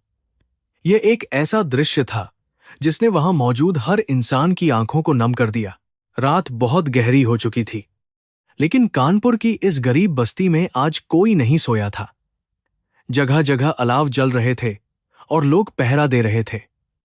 ठाकुर प्रताप सिंह का खौफ अब उनके दिलों से निकल चुका था। वे समझ गए थे कि जब कमजोर लोग एक साथ मिल जाते हैं तो बड़ी से बड़ी ताकत भी उनके सामने घुटने टेकने पर मजबूर हो जाती है। रोहन ने एक ऐसी चिंगारी सुलगा दी थी जो अब ठाकुर के जुल्मों के साम्राज्य को जलाकर राख करने वाली थी। यह न्याय और इंसानियत की एक नई सुबह की शुरुआत थी। अंजलि रोहन के सिरहाने बैठी हुई थी। वह बार बार उसके घावों को सहला रही थी। आपने मेरे और इस बच्ची के लिए जो किया है, उसका कर्ज मैं 7 जन्मों तक नहीं चुका पाऊंगी। आप सच में कोई देवता हैं, अंजलि ने रोते हुए कहा। रोहन ने मुश्किल से मुस्कुराते हुए जवाब दिया, मैं कोई देवता नहीं हूं अंजलि। मैं बस एक इंसान हूं जिसने अपना फर्ज निभाया है। असली देवता तो वह ऊपर वाला है, जिसने हमें इस अंधेरे से लड़ने की ताकत दी। अब हमें कल के बारे में सोचना होगा, क्योंकि ठाकुर चुप नहीं बैठेगा। कांता ने भी अंजलि को अपने गले से लगा लिया। जाति और छुआछूत की दीवारें आज पूरी तरह से ढह चुकी थीं। मौत के इस खौफनाक तांडव ने उन्हें एक परिवार के रूप में हमेशा के लिए जोड़ दिया था। कांता ने बच्ची के माथे को चूमा और कहा, यह बच्ची हमारी किस्मत बदल देगी। इसका नाम हम गंगा रखेंगे, क्योंकि इसने हमारे मन के सारे पापों और डर को धो डाला है। गंगा नाम सुनते ही अंजलि के चेहरे पर एक चमक आ गई। वह मासूम गंगा अब सिर्फ एक बच्ची नहीं, बल्कि क्रांति का प्रतीक बन चुकी थी। कल सुबह की किरण अपने साथ क्या नई मुसीबतें लाएगी, यह कोई नहीं जानता था। ठाकुर का गुस्सा अब 7वें आसमान पर होगा और वह पूरी ताकत से बदला लेने की कोशिश करेगा। लेकिन अब रोहन और उसका परिवार अकेले नहीं थे। पूरी बस्ती उनके साथ कंधे से कंधा मिलाकर खड़ी थी। कानून, न्याय और कर्म का जो चक्र अब शुरू हुआ था, वह ठाकुर के पापों का अंत करके ही रुकने वाला था। यह लड़ाई अब सिर्फ एक बच्ची की जान बचाने की नहीं थी, बल्कि सदियों से चले आ रहे जुल्म और अत्याचार को जड़ से उखाड़ फेंकने की थी। अस्पताल के उस छोटे से कमरे में खामोशी छाई हुई थी, जिसे सिर्फ रोहन की भारी और दर्द भरी सांसें तोड़ रही थीं। उसके शरीर पर बंधी सफेद पट्टियां अब खून से लाल होने लगी थीं।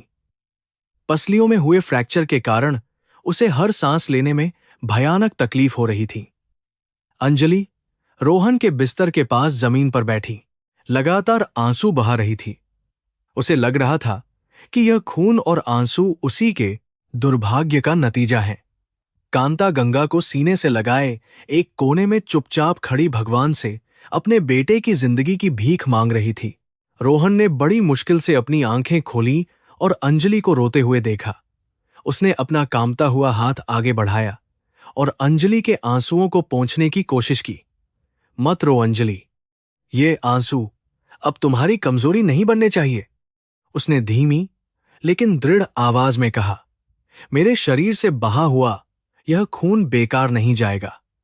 इसने आज हमारी बस्ती के लोगों की सोई हुई आत्मा को जगा दिया है। रोहन की इन बातों ने अंजलि के दिल को गहराई तक छू लिया। उसने रोहन का हाथ अपने माथे से लगा लिया और कसम खाई कि वह अब कभी पीछे नहीं हटेगी। सुबह होते ही बस्ती का नजारा बिल्कुल बदला हुआ था।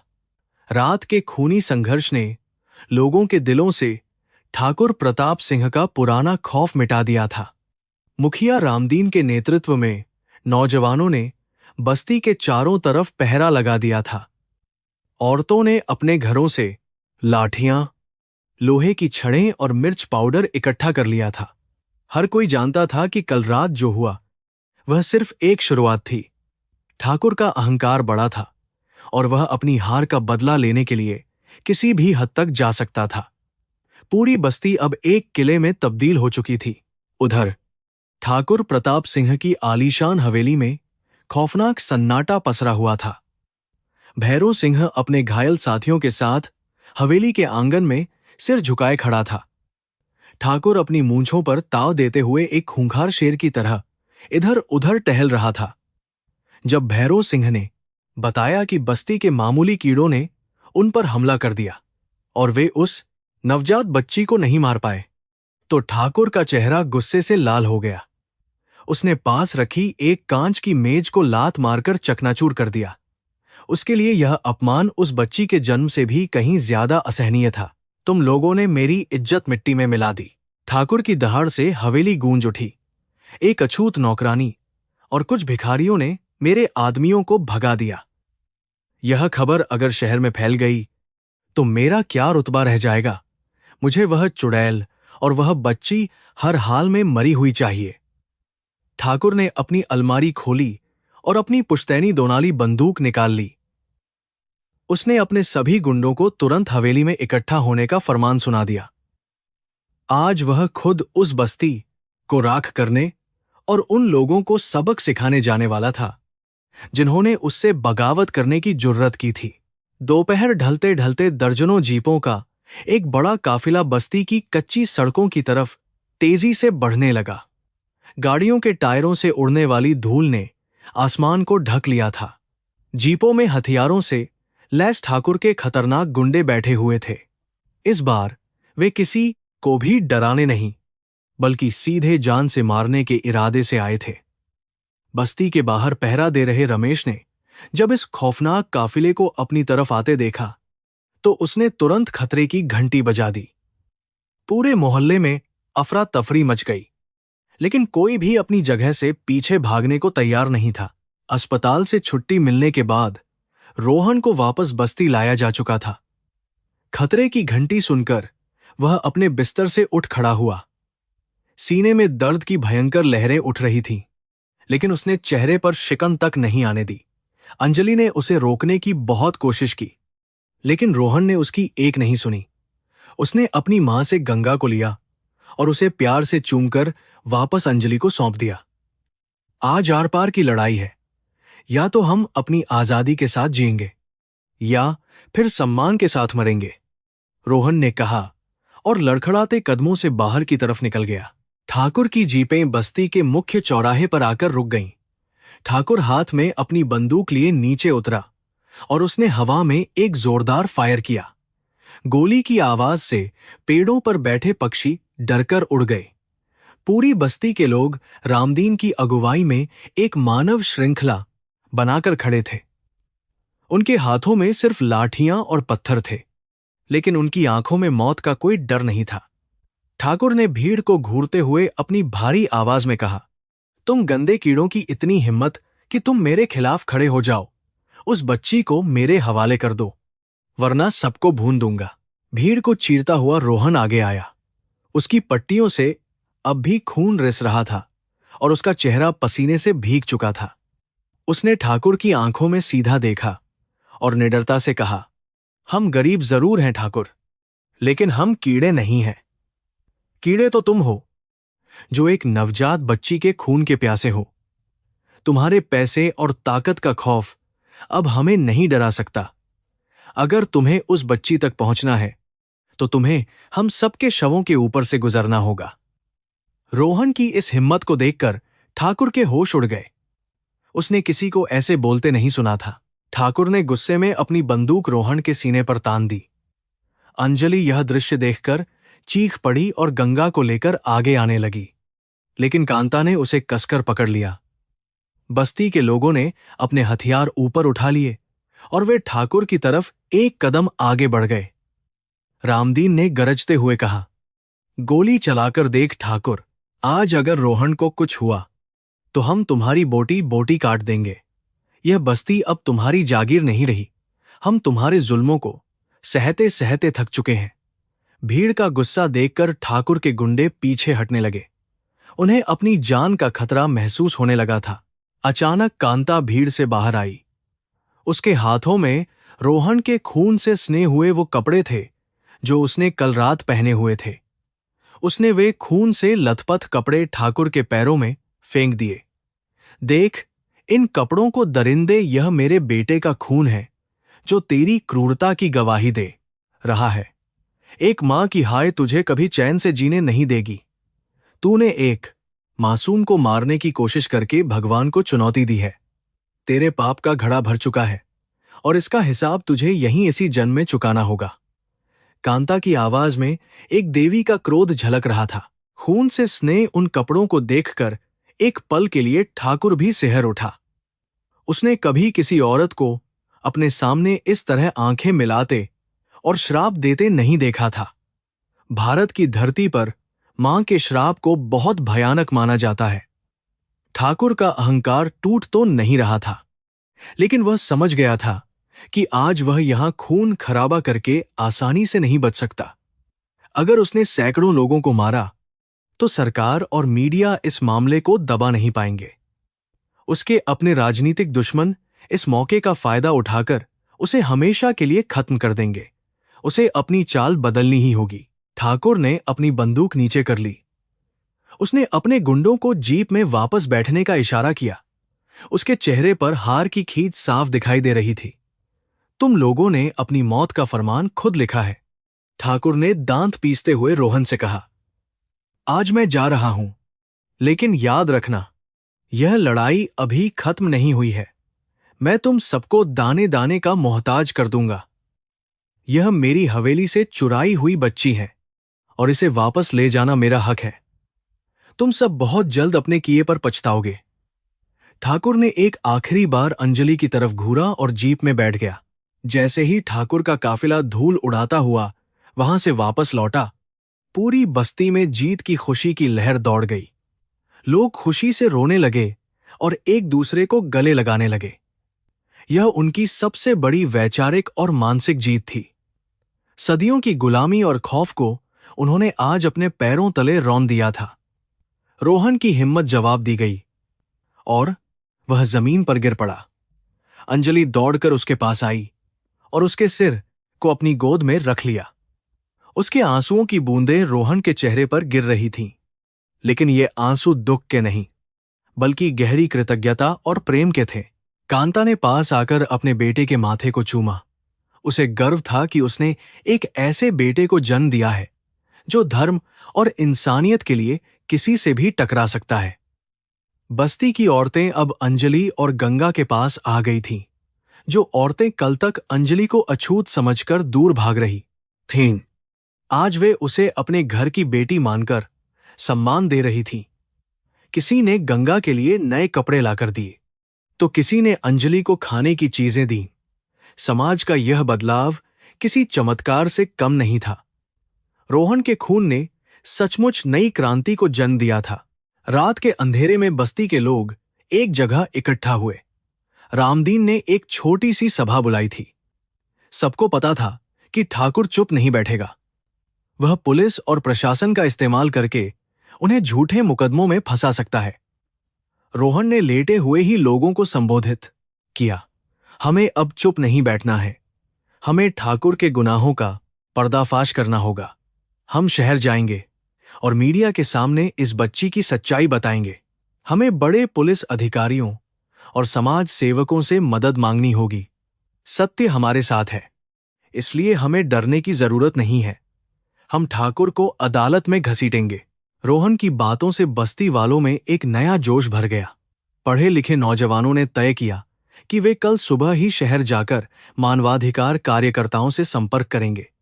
अंजलि ने भी पहली बार बिना डरे अपनी आवाज उठाई, मैं अदालत में गवाही दूंगी।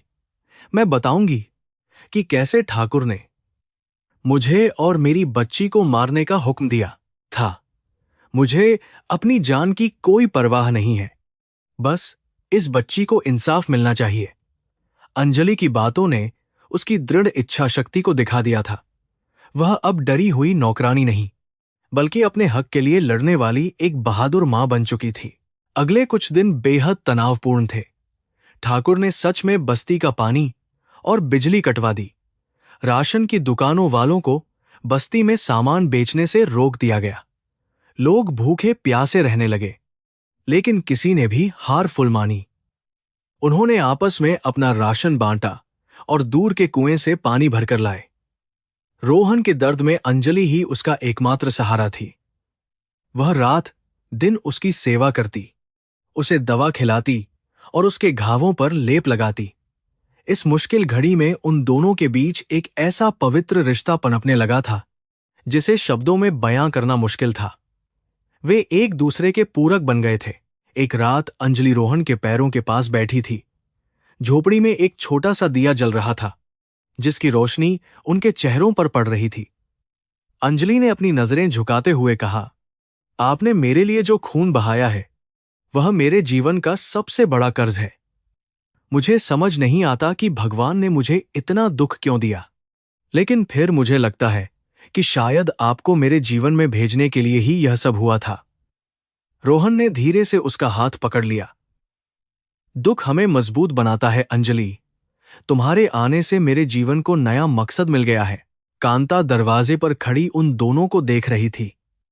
उसके चेहरे पर एक सुकून भरी मुस्कान थी।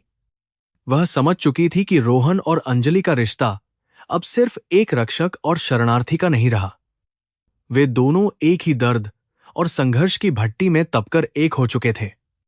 कांता ने मन ही मन तय कर लिया कि जब यह सब खत्म हो जाएगा तो वह खुद अंजलि को अपनी बहू के रूप में स्वीकार करेगी। उसे अब समाज के किसी भी ताने की परवाह नहीं थी। इंसानियत की इस लड़ाई ने उसकी आत्मा को पूरी तरह से पवित्र और निडर बना दिया था। इसी बीच शहर में बस्ती के नौजवानों की मेहनत रंग लाने लगी थी। एक ईमानदार पत्रकार सुरेश ने उनकी कहानी सुन ली थी। उसे विश्वास नहीं हो रहा था कि एक रसूखदार ठाकुर ने अपनी ही पोती को मरवाने की कोशिश की और एक गरीब मजदूर ने उसे बचा लिया। सुरेश ने जान जोखिम में डालकर ठाकुर की हवेली के आसपास से कुछ सबूत जुटाए और दाई मां का गुप्त बयान रिकॉर्ड किया। उसने अपने अखबार के मुख्य पृष्ठ पर इस खबर को पूरी निडरता के साथ छाप दिया। खबर छपते ही पूरे कानपुर शहर में एक जबरदस्त तूफान आ गया। हर तरफ हाहाकार मच गया। इस खबर ने राज्य सरकार की नींद उड़ा दी। महिला अधिकार संगठनों ने सड़कों पर उतरकर ठाकुर प्रताप सिंह के खिलाफ भारी विरोध प्रदर्शन शुरू कर दिया। वे ठाकुर की तुरंत गिरफ्तारी की मांग कर रहे थे। पुलिस पर भी अब जबरदस्त दबाव पड़ने लगा था। जो पुलिस अधिकारी कल तक ठाकुर के टुकड़ों पर पलते थे, वे अब अपनी नौकरी बचाने के लिए उसी के खिलाफ कार्रवाई करने को मजबूर हो गए थे। एक नई और तेज तर्रार महिला पुलिस अफसर इंस्पेक्टर किरण को इस मामले की जांच सौंपी गई। किरण अपनी ईमानदारी और सख्त मिजाज के लिए पूरे पुलिस विभाग में बहुत मशहूर थी। इंस्पेक्टर किरण ने बस्ती का दौरा किया। उसने रोहन की बुरी हालत और अंजलि के शरीर पर मौजूद चोटों को देखा। उसने कांता के बयान दर्ज किए और उन खून से सने कपड़ों को सबूत के तौर पर जब्त कर लिया। किरण को जब पूरी सच्चाई का पता चला तो उसका खून खौल उठा। उसने अंजलि को भरोसा दिलाया कि उसे घबराने की कोई जरूरत नहीं है, कानून पूरी तरह से उसके साथ है। किरण ने बस्ती के लोगों को सुरक्षा मुहैया कराई और ठाकुर के गुंडों को बस्ती के आसपास भटकने से सख्त मना कर दिया। अब ठाकुर के बुरे दिन शुरू हो चुके थे।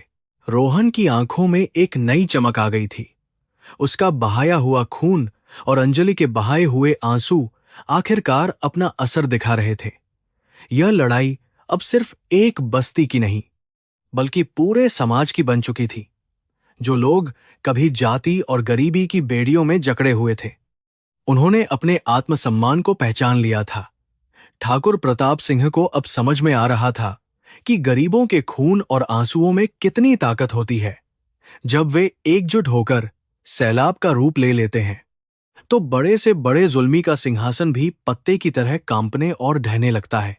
कानपुर शहर में इंस्पेक्टर किरण की सख्त कार्रवाई ने नया भूचाल ला दिया था।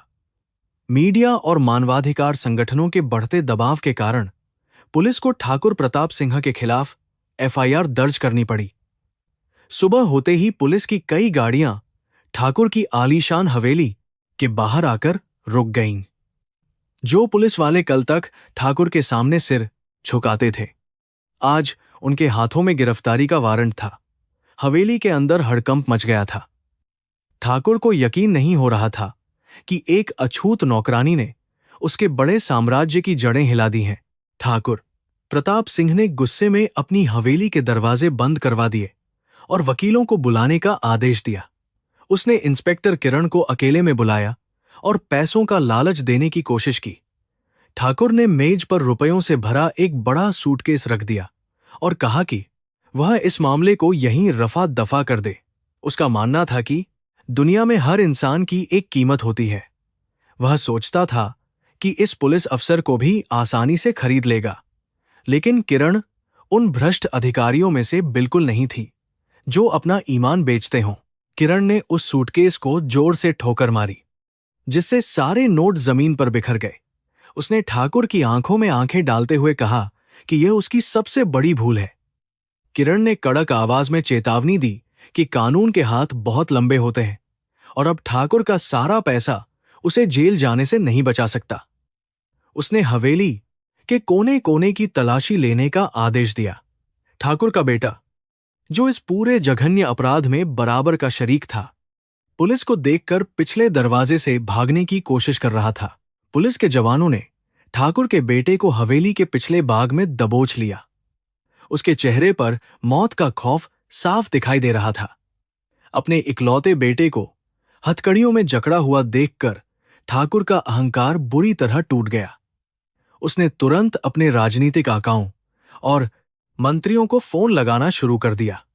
लेकिन मीडिया में खबर इतनी बुरी तरह से फैल चुकी थी कि कोई भी नेता अपनी कुर्सी खतरे में नहीं डालना चाहता था। सभी ने ठाकुर के फोन उठाने पूरी तरह से बंद कर दिए थे। यह ठाकुर के असली पतन की शुरुआत थी। कुछ ही दिनों के भीतर यह मामला कानपुर की फास्ट ट्रैक अदालत में पहुंच गया। अदालत के बाहर लोगों की भारी भीड़ जमा थी, जिनमें ज्यादातर गरीब और दलित वर्ग के लोग थे। वे सब रोहन और अंजलि के समर्थन में वहां आए थे। अदालत का कमरा खचाखच भरा हुआ था। ठाकुर प्रताप सिंह और उसके बेटे को जब कटघरे में लाया गया तो उनके चेहरों पर पहली बार शर्म और डर के भाव नजर आ रहे थे। ठाकुर का सबसे महंगा वकील इस मामले को झूठा साबित करने की पूरी कोशिश कर रहा था। ठाकुर के वकील ने अदालत में अंजलि के चरित्र पर गंभीर सवाल उठाने शुरू कर दिए। उसने दलील दी कि अंजलि एक चोर लड़की है जिसने हवेली से कीमती सामान चुराया और पकड़े जाने के डर से झूठी कहानी गढ़ ली। उसने यह भी कहा कि वह बच्ची किसी और की है और ठाकुर परिवार को बदनाम करने के लिए यह सब एक सोची समझी साजिश के तहत किया जा रहा है। वकील की इन नीच बातों को सुनकर अदालत में मौजूद हर इंसान का खून खौल उठा। अंजलि कटघरे में खड़ी चुपचाप अपने आंसू बहा रही थी। इसके बाद रोहन को गवाही के लिए बुलाया गया। वह अब भी पूरी तरह से ठीक नहीं हुआ था और छड़ी के सहारे अदालत में दाखिल हुआ। उसकी पट्टियां और उसके चेहरे के निशान उसकी बहादुरी की गवाही दे रहे थे। रोहन ने बिना किसी घबराहट के जज के सामने उस खौफनाक रात का पूरा सच बयान कर दिया। उसने बताया कि कैसे उसने अंजलि को खून से लथपथ झाड़ियों में पाया और कैसे गुंडों ने उनकी बस्ती पर जानलेवा हमला किया। रोहन की सच्ची बातों ने अदालत के माहौल को पूरी तरह से बदल दिया था। रोहन के बाद अंजलि की बारी आई। उसने कांपते हाथों से अपने माथे का पल्लू हटाया और जज को अपने शरीर पर मौजूद उन गहरे घावों को दिखाया जो ठाकुर के दरिंदों ने उसे दिए थे। उसकी सिसकियों ने पूरी अदालत को भावुक कर दिया। उसने बताया कि कैसे एक नवजात बच्ची को सिर्फ लड़की होने की वजह से जानवरों के आगे फेंकने का आदेश दिया गया था। अंजलि की गवाही में इतनी ज्यादा पीड़ा और सच्चाई थी कि ठाकुर का चालाक वकील भी कुछ देर के लिए पूरी तरह से शांत और निशब्द रह गया था। सरकारी वकील ने मेडिकल रिपोर्ट और डीएनए टेस्ट की मांग की, जिससे यह साबित हो गया कि वह बच्ची ठाकुर के बेटे की ही है। इंस्पेक्टर किरण ने उस दाई मां को भी अदालत में पेश किया, जिसने उस रात बच्ची को जन्म लेते हुए देखा था। दाई मां पहले ठाकुर के डर से झूठ बोल रही थी, लेकिन जब पुलिस ने उसे सुरक्षा का भरोसा दिलाया तो उसने सच उगल दिया। उसने ठाकुर के उस भयानक आदेश के बारे में सब कुछ विस्तार से जज के सामने बताकर ठाकुर परिवार की असलियत उजागर कर दी। मामले को और मजबूत बनाने के लिए पूरी बस्ती के लोग अदालत के बाहर गवाही देने के लिए खड़े थे। मुखिया रामदीन ने कटघरे में आकर ठाकुर के गुंडों द्वारा बस्ती में मचाए गए उस खूनी आतंक का पूरा सच बताया। उसने स्वीकार किया कि कैसे समाज के डर से वे पहले रोहन का विरोध कर रहे थे, लेकिन रोहन के बलिदान ने उनकी आंखें खोल दी।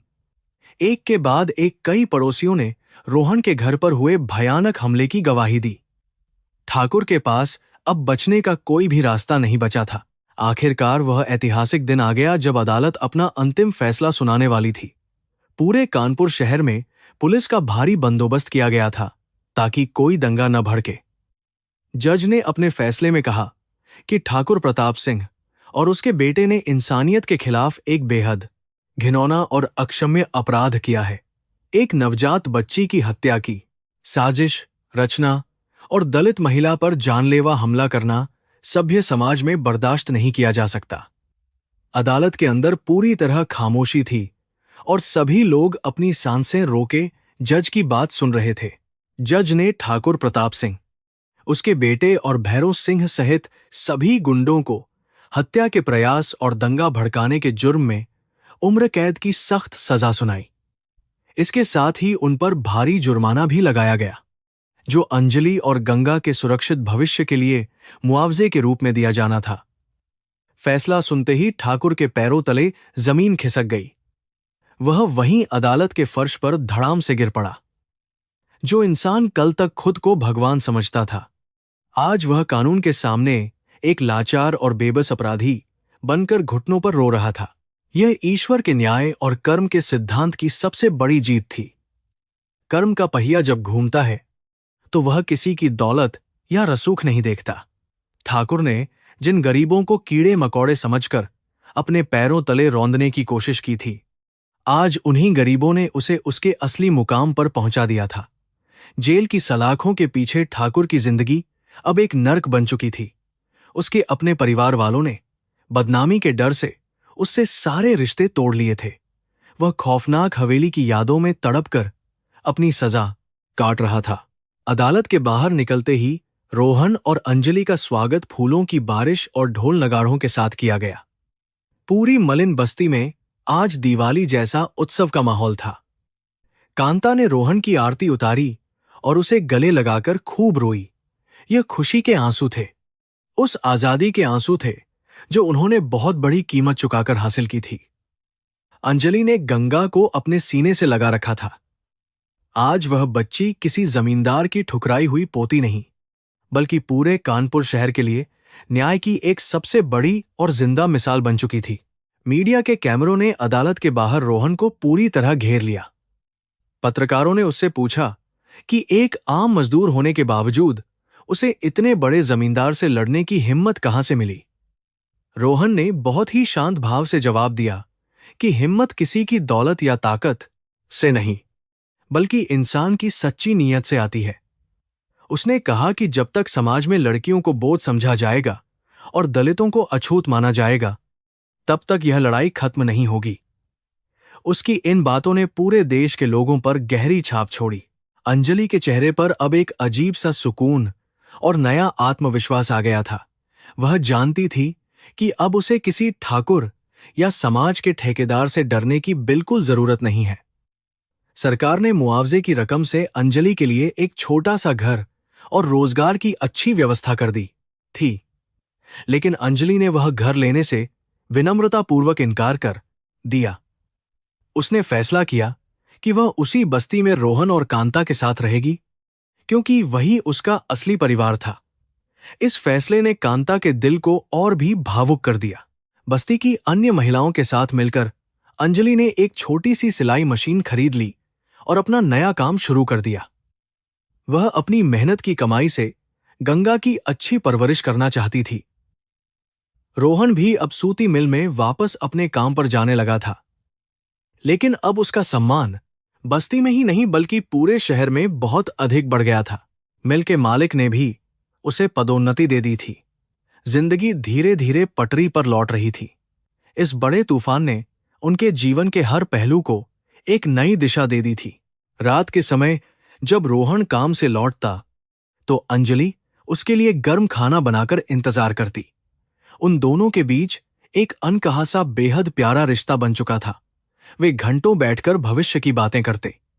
अंजलि अक्सर कहती थी कि रोहन की वजह से ही उसे यह दूसरा जीवन मिला है। रोहन मुस्कुराकर टाल देता, लेकिन वह भी जानता था कि अंजलि के बिना उसका जीवन अधूरा सा हो गया है। कांता यह सब देखकर बहुत खुश होती थी।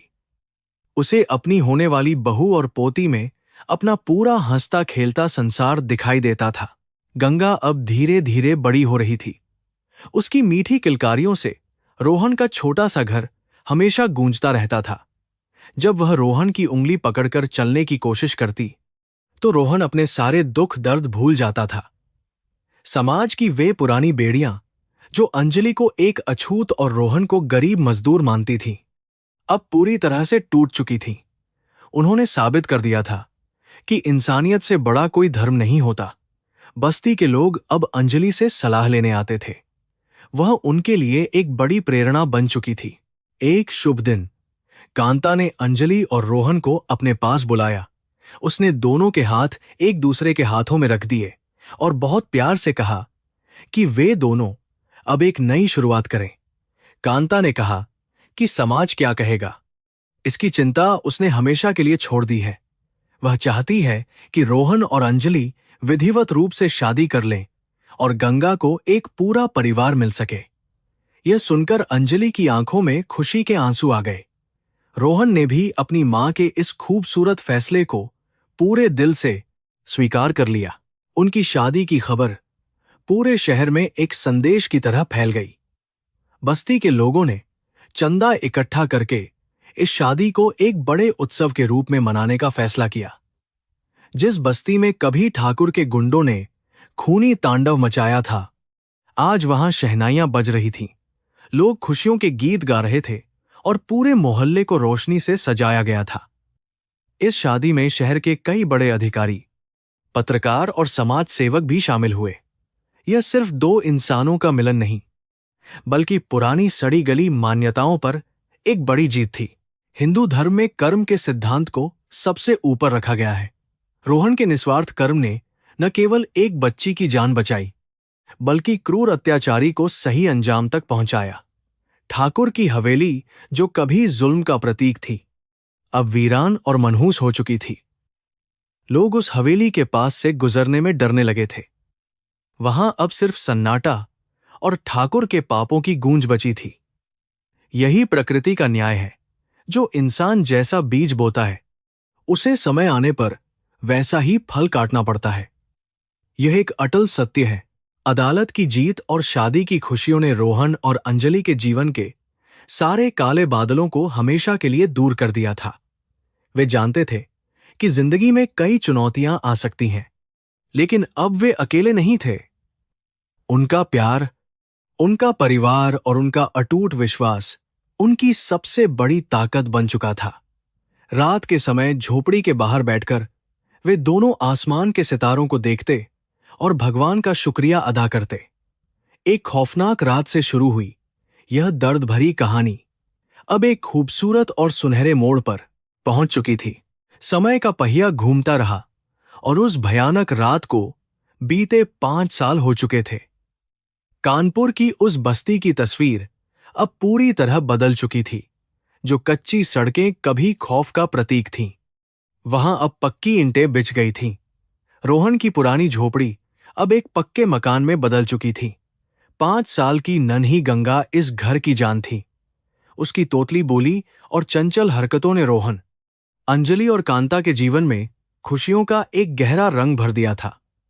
यह सब उनके अच्छे कर्मों का ही बहुत मीठा फल था। रोहन अब सिर्फ एक साधारण मजदूर नहीं रह गया था।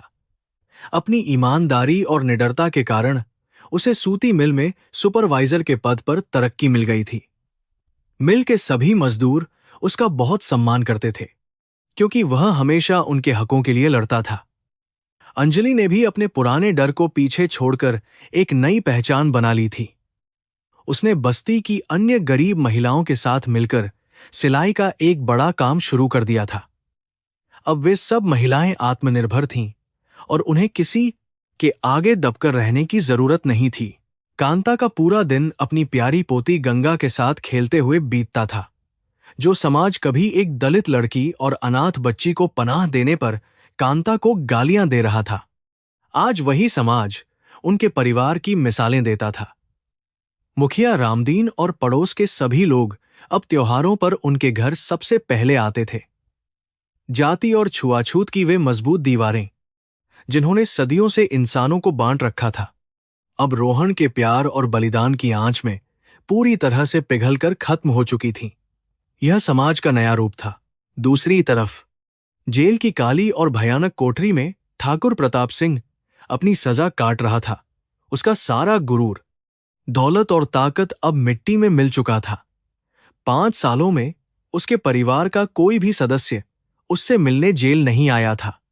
जिन लोगों पर वह कभी जुल्म करता था, आज वे बाहर खुली हवा में सांस ले रहे थे, जबकि वह खुद अपने ही बुने हुए पापों के जाल में घुट रहा था। रात के अंधेरे में उसे अक्सर एक नवजात बच्ची के रोने की आवाजें सुनाई देती थीं, जो उसे तड़पाती थीं। गंगा के 5वें जन्मदिन के अवसर पर रोहन और अंजलि ने पवित्र नदी गंगा के दर्शन और पूजा करने का फैसला किया था।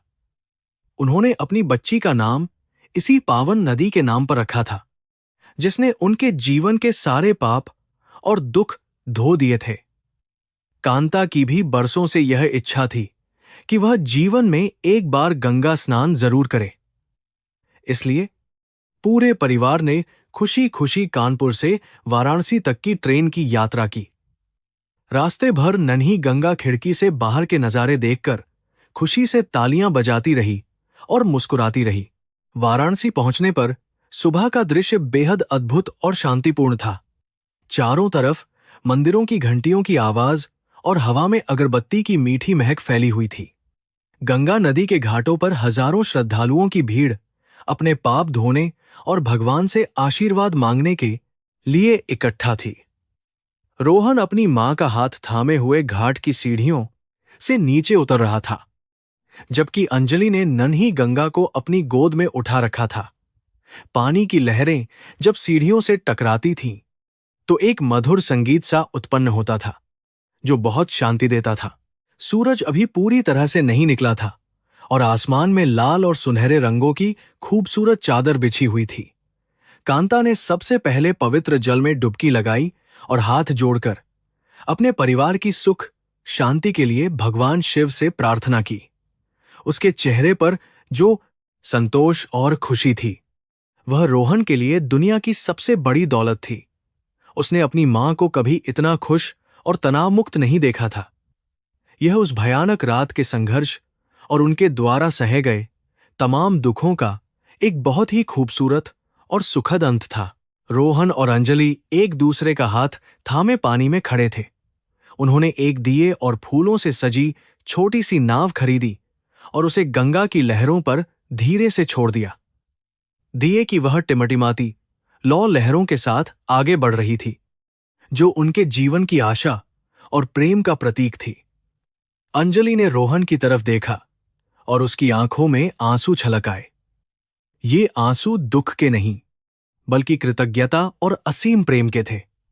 उसने रोहन के कंधे पर अपना सिर रख दिया और खुद को सुरक्षित महसूस करने लगी।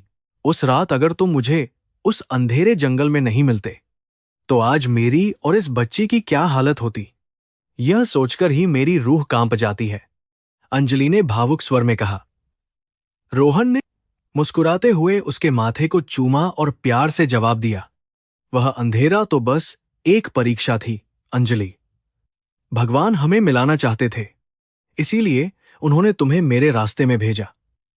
तुमने मेरे साधारण से जीवन को एक अनमोल अर्थ दे दिया है। तुम और गंगा ही मेरी असली दुनिया और मेरी सबसे बड़ी ताकत हो। नन्ही गंगा किनारे पर खड़ी होकर ताली बजा रही थी। उसने अपने छोटे छोटे हाथों से पानी उठाया और अपनी मां की तरफ उछाल दिया। पानी की बूंदें अंजलि के चेहरे पर गिरीं और वह जोर से हंस पड़ी। रोहन ने भी पानी उठाया और गंगा पर छिड़क दिया।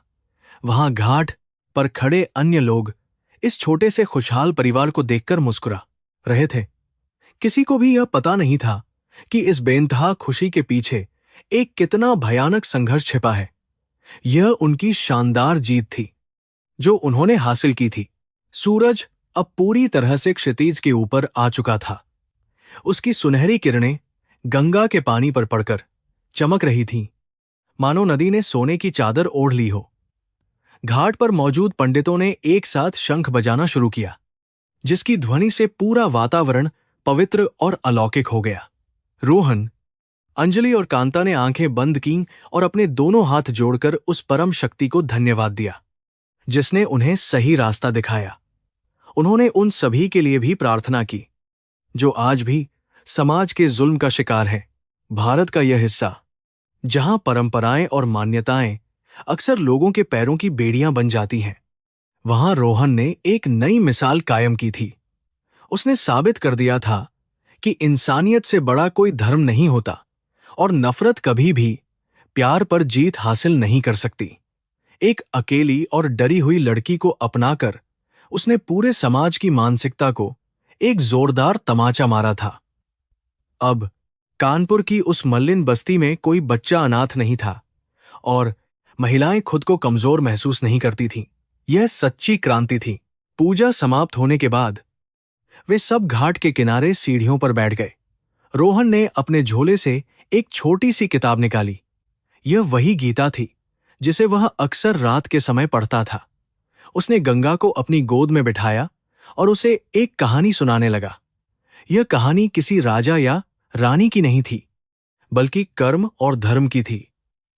वह अपनी बेटी को बचपन से ही यह सिखाना चाहता था कि इंसान की असली पहचान उसके जन्म या जाति से नहीं, बल्कि उसके अच्छे कर्मों से होती है। अंजलि रोहन को इतनी तन्मयता से किताब पढ़ते हुए देख रही थी। उसे याद आया कि कैसे एक रात ठाकुर के गुंडों ने उसके जीवन को पूरी तरह से तबाह करने की कोशिश की थी, लेकिन आज वह सब एक बुरा सपना लग रहा था। बुराई की उम्र हमेशा छोटी होती है, जबकि सच्चाई का सूरज अंततः सारे अंधकार को चीरकर बाहर आ ही जाता है। अंजलि ने अपनी आंखें बंद की और ठंडी हवा का आनंद लिया। हवा की यह पवित्रता उसके मन के सारे पुराने और गहरे घावों पर मरहम लगा रही थी। गंगा ने रोहन से एक सवाल पूछा, तो पिताजी, क्या भगवान हमेशा अच्छे लोगों की मदद करते हैं? रोहन ने मुस्कुराकर अपनी बेटी के गाल को छुआ और कहा, हाँ बेटा, भगवान हमेशा अच्छे लोगों की मदद करते हैं, लेकिन वह मदद सीधे आसमान से नहीं आती। भगवान किसी न किसी इंसान को अपना दूत बनाकर भेजते हैं। जब हम किसी दुखी इंसान की मदद करते हैं, तो हम खुद भगवान का रूप बन जाते हैं। इसलिए हमें हमेशा दूसरों के दर्द को समझना चाहिए और किसी से नफरत नहीं करनी चाहिए। यही सच है। यह सुनकर गंगा की आंखों में एक समझदारी भरी चमक आ गई। कांता ने पास आकर अपनी पोती को चूम लिया। वह जानती थी कि रोहन और अंजलि ने जो संस्कार इस बच्ची को दिए हैं, वे उसे भविष्य में एक बहुत मजबूत और नेक इंसान बनाएंगे। समाज में लड़कियों को जो कमतर आंका जाता है, गंगा उस धारणा को पूरी तरह से बदल देगी। वह अब किसी जमींदार की फेंकी हुई अनाथ नहीं, बल्कि दो बहादुर इंसानों के संघर्ष की खूबसूरत पहचान बन चुकी थी, जिसका भविष्य सूरज की तरह उज्जवल था। धीरे धीरे घाट पर भीड़ बढ़ने लगी थी। लोग अपने दिनचर्या के कामों में व्यस्त होने लगे थे। रोहन ने अपना झोला उठाया और अंजलि का हाथ पकड़कर सीढ़ियों से ऊपर की ओर चलने लगा। कांता गंगा की उंगली पकड़े उनके पीछे पीछे चल रही थी। उन चारों के चेहरों पर जो सुकून था, वह शायद दुनिया के किसी अमीर इंसान के पास नहीं होगा।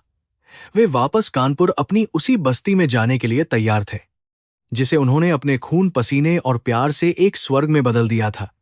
उनका घर अब भावनाओं का था। ट्रेन की खिड़की से बाहर देखते हुए रोहन पुरानी यादों में खो गया। उसे वह बारिश वाली रात याद आई, जब उसके मन में द्वंद्व चल रहा था कि वह अनजान लड़की की मदद करे या समाज के डर से पीछे हट जाए। आज उसे अपने उस फैसले पर बहुत गर्व महसूस हो रहा था। अगर वह उस रात डर गया होता, तो आज उसकी जिंदगी में यह असीम प्यार और खुशियां कभी नहीं आती। कर्म का यही सबसे गहरा और सुंदर रहस्य है कि आप जो बोते हैं, वही लौट आता है। अंजलि ने रोहन के हाथों पर अपना हाथ रखा।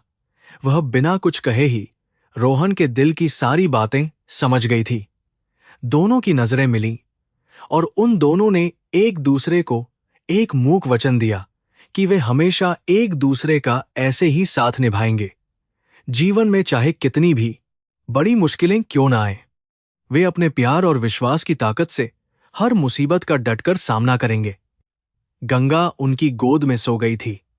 उसके मासूम चेहरे पर गहरी शांति थी, जो सबूत थी कि उसका भविष्य पूरी तरह सुरक्षित है। कानपुर स्टेशन पर उतरते ही उनका स्वागत बस्ती के कुछ लोगों ने किया, जो स्टेशन के बाहर ही उनका इंतजार कर रहे थे। रामदीन मुखिया ने आगे बढ़कर रोहन के गले में फूलों की माला पहनाई और गंगा को प्यार से अपने हाथों में उठा लिया। समाज का यह वही तबका था जो कभी पुरानी और संकीर्ण सोच का गुलाम था, लेकिन आज वही समाज एक नई और सकारात्मक दिशा में आगे बढ़ रहा था। रोहन के एक छोटे से कदम ने पूरी बस्ती की किस्मत को हमेशा के लिए सुंदर बना दिया था। जब वे अपने घर पहुंचे तो शाम हो चुकी थी। कांता ने घर के आंगन में एक दिया जलाया और तुलसी के पौधे के सामने प्रार्थना की। अंजलि ने रात का खाना बनाया और पूरा परिवार एक साथ चटाई पर बैठकर भोजन करने लगा। उस साधारण से भोजन में जो स्वाद और संतुष्टि थी, वह किसी भी शाही दावत में नहीं मिल सकती थी। उनके पास बहुत ज्यादा धन दौलत नहीं थी, लेकिन उनके पास एक दूसरे का सच्चा साथ और मन की शांति थी। यही असली जीवन है, जहां प्रेम ही बड़ी संपत्ति है। रात गहराने पर बस्ती में खामोशी छा गई थी। रोहन और अंजलि अपनी छत पर खड़े होकर चमकते सितारों को देख रहे थे। हवा में एक अजीब सी ठंडक और ताजगी थी। रोहन ने आसमान की ओर इशारा करते हुए अंजलि से कहा कि आज सितारे भी उनकी जीत का जश्न मना रहे हैं। बुराई चाहे कितनी भी ताकतवर क्यों न हो, वह अंत में हमेशा अच्छाई के सामने घुटने टेकने पर मजबूर हो ही जाती है। यह प्रकृति का वह अटल नियम है, जिसे कोई भी क्रूर ठेकेदार कभी बदल नहीं सकता है। कहानी का अंत हमेशा एक नई शुरुआत भी लेकर आता है। रोहन, अंजलि और गंगा की यह भावुक कहानी अब पूरे कानपुर जिले में एक लोक कथा बन चुकी थी, जिसे लोग अक्सर एक दूसरे को सुनाते थे। यह कहानी सिर्फ एक बच्ची को बचाने की नहीं थी, बल्कि समाज के उस खौफनाक अंधकार से लड़ने की थी, जिसमें कई मासूम जिंदगियां गुम हो जाती हैं। उनकी इस बहादुरी ने कई अन्य लोगों को भी अन्याय के खिलाफ आवाज उठाने की असीम हिम्मत दी थी। यह उम्मीद की किरण थी जो बुझ नहीं सकती थी। अंततः जब अगली सुबह का सूरज निकला, तो उसकी रोशनी रोहन के आंगन में एक नई ऊर्जा और आशा लेकर आई।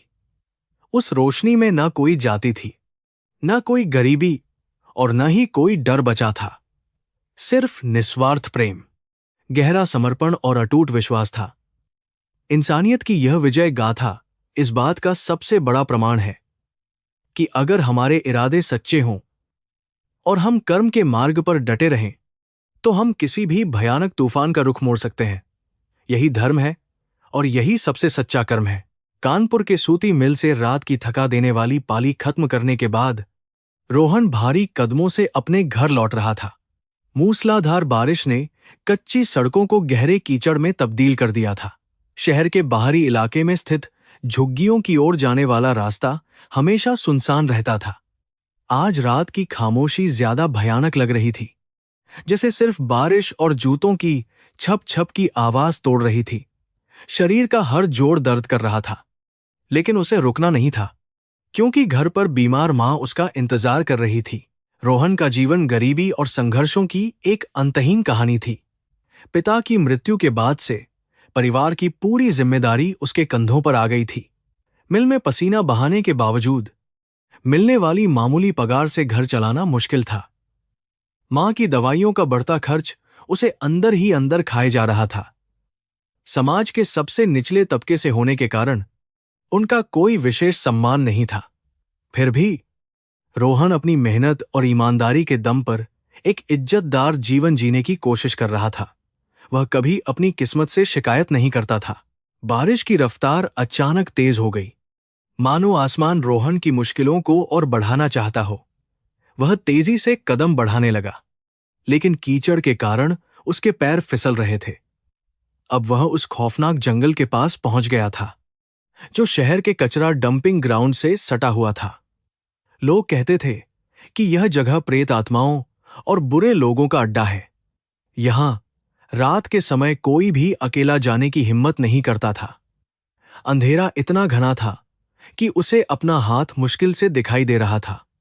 बिजली चमकने पर रास्ता दिखता था। तभी रोहन को अपने दाहिनी ओर मौजूद घनी झाड़ियों से कुछ सरसराहट की आवाज सुनाई दी।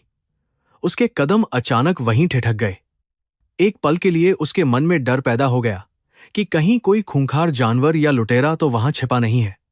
गांव की पुरानी कहानियां उसके दिमाग में घूमने लगीं, जिनमें भूतों का जिक्र होता था। उसकी दिल की धड़कनें तेज हो गई थीं। वह बिना पीछे मुड़े तेजी से आगे बढ़ जाना चाहता था, लेकिन तभी उसे एक हल्की सी सिसकी सुनाई दी। यह आवाज किसी जानवर की नहीं, बल्कि इंसान की थी। इंसानियत और एक अजीब सी बेचैनी ने उसके मन के डर को पीछे धकेल दिया। उसने अपनी जेब से माचिस निकालने की कोशिश की, लेकिन वह पूरी तरह भीग चुकी थी। वह सावधानी से उन कंटीली झाड़ियों की तरफ बढ़ने लगा। अंधेरे में उसे कुछ स्पष्ट दिखाई नहीं दे रहा था। तभी आसमान में जोरदार बिजली कड़की, जिसकी सफेद रोशनी ने पल भर के लिए पूरे इलाके को रोशन कर दिया। उस एक पल की रोशनी में रोहन ने जो कुछ देखा, उसने उसके होश उड़ा दिए। झाड़ियों के बीच कीचड़ में सनी एक आकृति सिकुड़ कर बैठी थी।